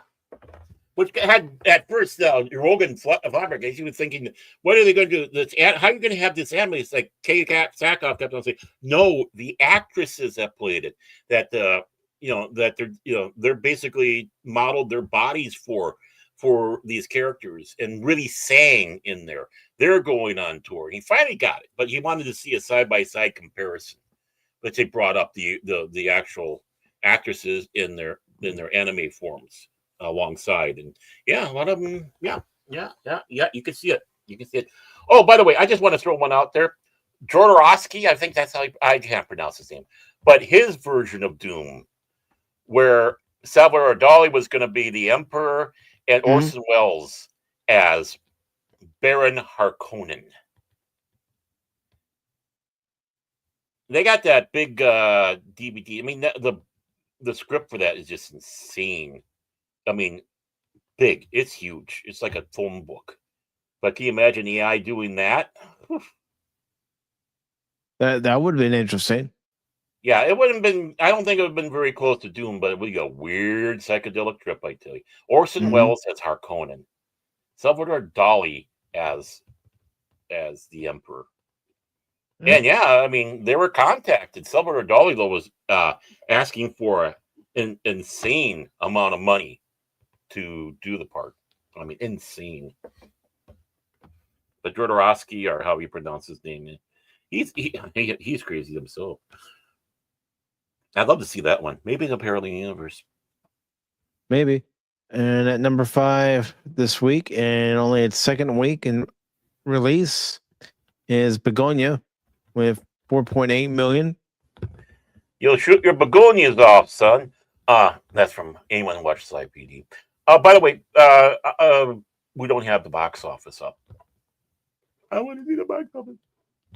All right, you actually want to see it. I was just going to read it off real quick. And well, only for one reason. Only for one reason, and I think you'll understand why. So, your Begonia? Okay, now we go to number 6. Look at that, folks. We need $4.7 million for the 40th anniversary re-release of Back to the Future. But in order to get it, everybody needs to drive to the theater at exactly 88 miles per hour. It did better than Tron Ares. Yeah. So this it did. Look at that. Number 6. That's the reason why I wanted you to bring this up. All right. So you have 2 animes and Back to the Future in the top 10. And the animes are in the top 5. Mm-hmm. Okay. Okay, tell me how good Hollywood's doing, folks. Just When a 40-year-old movie that people can rent and watch digitally, or they might even have a physical copy or two, R3. and watch them at home. Hey, don't give away my secrets that I have more than one copy of the movie. Oh, come on. You got the VHS, you got the DVD, and you got a couple versions of the Blu-ray. We know that. Okay, to be honest, of the trilogy, the only movie I have on VHS is Part 3. Really? I'm surprised. Yeah. I would have thought you would definitely have the first one. No, I never asked for the first one, never asked for the second one because I would rent them a lot. Yeah. Well, it would save money. I know at that point, to save from renting the movie, might as well just buy the movie. But yeah, the only one I have on VHS is Part 3. But wow, when Back to the Future first came out on DVD, my grandmother had sent me $25 during Christmas, and that $25 went toward my DVD copy of Back to the Future. And then, of course, when the 25th anniversary version of the movie came out, and this one has the animated series included with it. Oh, yeah. I bought that because that's the box that has the flux capacitor. Mm-hmm. Yeah. Oh, it's great to have the animated series along with it. I mean, honestly. However, I've never opened that one. Don't blame me. I did buy the 30th anniversary Blu-ray. Mm-hmm. I did open that one. Well, you gotta watch it. Of course. I also saw the digital codes and put in the digital codes. Yep. Yeah, save wear and tear. Yeah. But you still got it in case people went full twat waffle out there. Exactly, because they do go full twat waffle. They do remove these movies and shows from streaming services. So it's always good to keep the physical copy on hand. Or do different edits to it, maybe, because we got to take this offensive thing out or whatnot. Yeah. Twat waffles. Well, it's like I was telling Nerportal last night. I wanted us to watch the TV movie version of Chain of Command, where they took both parts and just made it into a seamless movie for the Blu-ray. But unfortunately, it went in transfer, right? So damn. I had to scratch that plan. Best laid plans of mice and men and Mike. Well, it's one of those things. Either it's going to work and it's going to turn out the way I want it to turn out, or I'm going to see something as I'm looking at it going, nope, that's unacceptable. And I did try tweaks, but still nothing. Right. Well, you made the attempt. You get A for effort. I'm always going to try. But getting back to the rest of the movies, we had Springsteen in its second week. Man, Disney, you're losing a lot of money this year. No. Yeah. Only 16.2 million. Tron, another Disney film, 67 million and only made 2.8 million. They had a lot of things going against them with that film, we have to be honest. They did. And their biggest problem was not having the one. You do not have the one. You will not be number one. Because Tron Ares is not the one. And it's Zaphras, not Zaphras. Well, I mean, and then of course, I think one of the big things is Jared Leto didn't help. I think that really hurt it. And a lack of interest. But let's just add on to that. I think it just kind of adds to that. Yeah. Yep. And to round up the rest of it, we had Stitchhead, which is a new animated film. I know this because I saw the poster for it yesterday when I went to the movies. Okay. And it made 2.1 million, coming in at number 9. And Good Fortune made 1.4 million in only its third week in release. And it currently has a total of 14,621,000. Meanwhile, we look down and see if any holdovers from the summer were still on there, and Demon Slayer is still on there. But it looks like, other than Bad Guys 2, both Fantastic Four, First Steps, and Superman are no longer on the list. Although Fantastic Four is available to pick up for anyone that wants to watch it. Can I just drop a disturbing rumor right now? Just a disturbing one. Good old Zachary Quintos. Don't make me throw you out of the airlock. Well, just listen to this. Zachary Quintos is hinting that he might play Cybok in Strange New Worlds. Mm-hmm.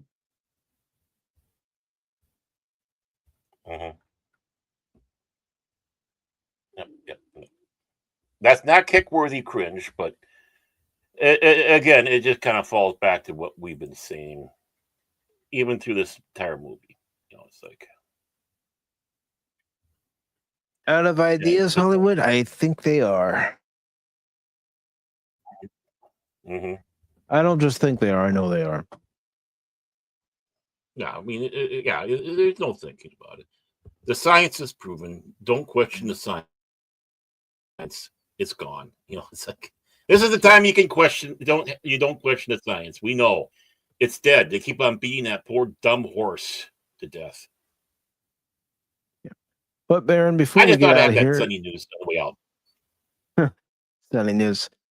How about you give some sunny news about what's coming up for you, whether it be on your own channel or any other channels that you've been invited to? What might be coming out from any guest appearances?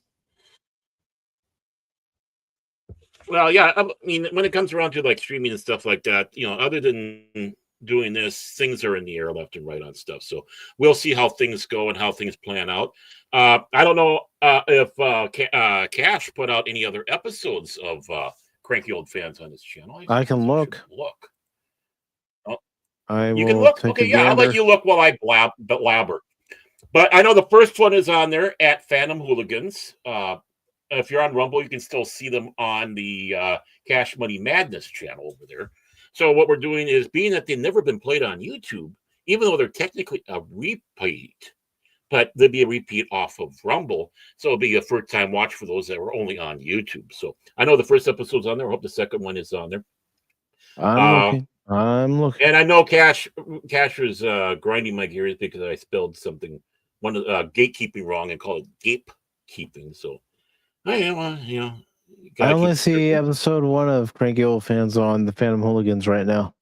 Okay, it's time for me to grab the freaking baseball bat. We talked to him. We gave him the whole battles plan. I heard you and Cash talking about that time in Discord. Well, yeah, I stayed out of it. It's no. It's none of my business. It's none of. No, you gave advice. You gave advice on how to do it. Doing the private thing first. That way it helps you. You were giving advice on how to do it. It was Cash and I arguing over when to air it and stuff like that. So, but you helped us. You had. I was just giving advice as far as what Cash tried to do. Yeah, make the video private, and then if you guys are going to be doing these episodes live, make sure that these recorded episodes that you're transferring over to YouTube are also premiering at that same time that you're going to be doing the live show. This way, people start to get to know that, okay, So Barrett and Cash are going live on a Tuesday at, say, 8 o'clock Pacific times. Right. Exactly. I mean, which we both were saying to him. Yeah, those are important advice. So on the advice side, you're a great help. Now on the other side, I just gotta keep on hitting my head against that brick wall known as cash money, and we'll see how things go. On the other entertaining side, I know Popstober is over with because October's done with. So, but please go on over there. You can see the episodes of me with Pops, with some of the movies we watched, and others too. So just not just because of me. I mean, go over there because of me, but take in the other ones, the lesser ones, lesser folk. Because things I carry things on my shoulder all the time. I'm kidding. He does a lot of stuff with Squeaker Mouse and Loki, Ironcaster, Loki. Yeah. So yeah, and so he's got a great team over there. I just happen to be this humble guy that does these little movie things with him, and I'm honored to do so. I really be 100% serious.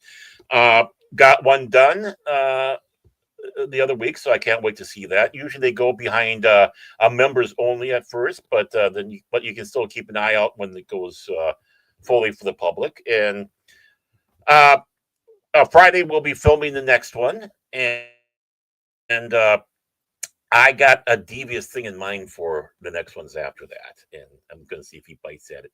I need to have some revenge.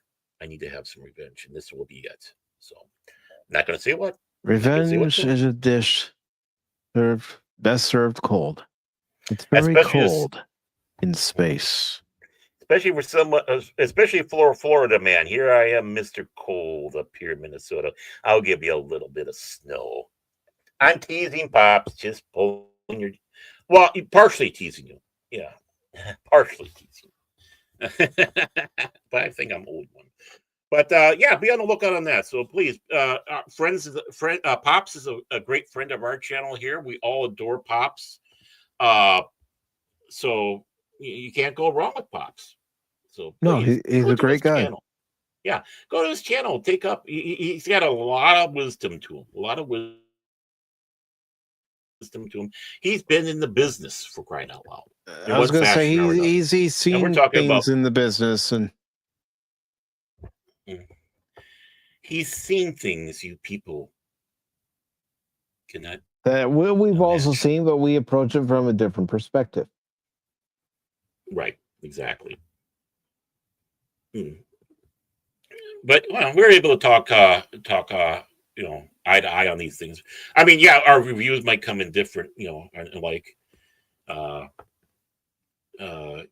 was surprised with some of my ratings on stuff and whatnot and so on and how to take. But one thing if you ever see 5 popcorn buckets for a movie, it will be a rare thing, and please take note of it. I don't believe in giving the full 5 stars unless this thing is absolutely extraordinary, right? So, like Citizen Kane, I'm going to give 5 popcorn buckets to that. That is just a beautiful movie. But the highest I will go is 5 popcorn buckets and 1 bag. And so those are what I got up with, unless there's things that you're going to get me into. And if Cash finally gets our Friday night hooligans going so we can blast things. Yes, yeah. We're waiting on you, Cash. We're waiting on you so we can fight for the Empire! And Cash, we know you're listening. We know you're listening. And yes, we are goobers.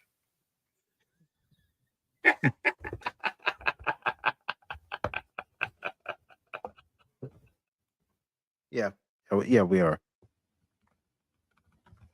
But that's Goober 1 and Goober 2. You decide which one's number 1, number 2. I'm going with you as 1 because this is your show. I'm just a co-host, so I'll be number 2. All right. You're the number 1, but I got treated like number 2. To paraphrase a line from Batman Returns. Mm-hmm. Anything else? Real quick? Seen it. I just don't like it. Nah, that's it. That's it. Unless there's someone out there that's crazy enough to say, "Hey, Baron, you free this day?" And that could happen. You never know. But I do real quick want to Right, say right. hello to. I do birthdays, I do weddings, I do bar mitzvahs, so I'm open, folks. Okay. I do want to say hello to Tommy and the Guinea Pig Collective. Good to see you, Tommy. We stopped at 2 hours and 30 minutes for Gettysburg for the first half of the movie. We'll resume the movie on Wednesday at 6 p.m. Eastern. If you'd like to watch the movie along with us, brother, you're more than welcome to. I also want to thank Lady Mist for being here. Thank you, Lady Mist. Really appreciate it. Miss Martin Muses, thank you for stopping by this afternoon. Yeah. Haven't seen her in ages. Good to see you. Well, we're all busy doing our own thing, whether it be in our personal lives or YouTube lives. So we can't always get around to each other's channels when we would like. But we always appreciate when we see our friends. Mm-hmm. Always good to see Tommy. Always good to see Miss Martin Muses. Always good to see Snorty. Always good to see Lady Mist. Mm-hmm. And I hope the seal was cooked right for him, sitting up there in the chandelier with his pillows. I made sure he had some snacks, so some fresh seal flown in from Japan. And of course, Tim was here. And yes, Tim, after we finish Gettysburg, we will watch the Battle of Gettysburg documentary, that 30-minute one that you gave me the link for. That's available on Warner Brothers on YouTube. So we will watch that afterwards.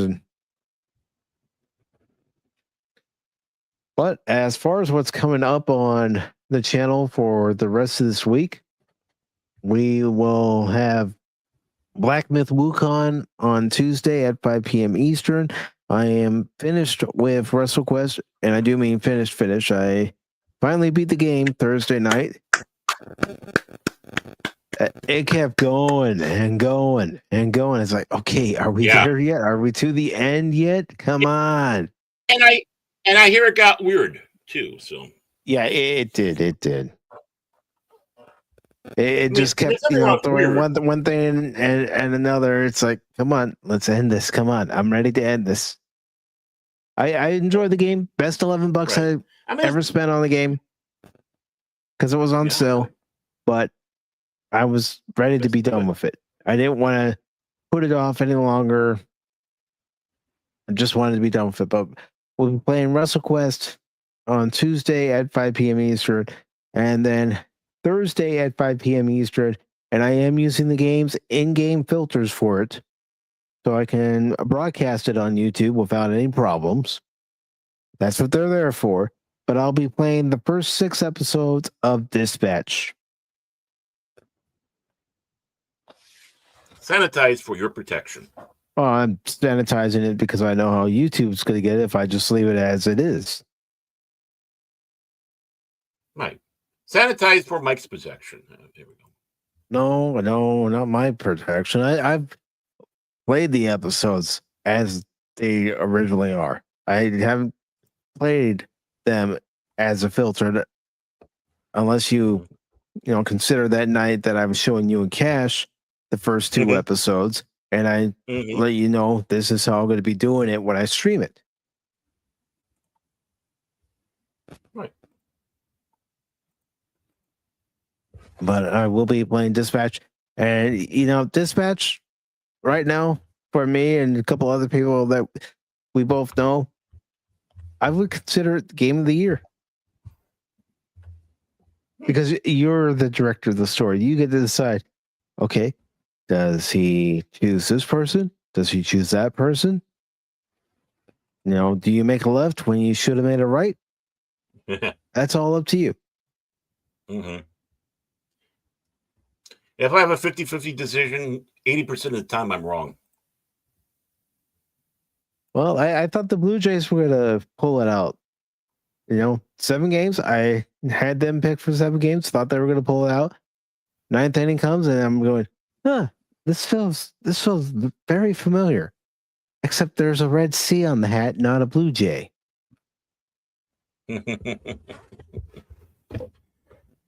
Yeah, and the one was happy that he did pull out. So, whoa, what did I say there? Huh? What? Where did that come from? Baron. You need to talk to that guy. You need to talk to the guy But My parting gift. yeah, I know. But folks, thank you for joining us for this first half of Gettysburg. Again, we'll resume the movie Wednesday at 6 p.m. Eastern. If you missed out on this watch party, join us for Wednesday's watch party. That's Wednesday, November 5th. And until then, everybody, remember, I'm not just a baseball guy. I'm an all-around guy. And don't ever give up on me in a game, because just when you do, you might miss something. Have a good one, everybody. Autobots, transform and roll out!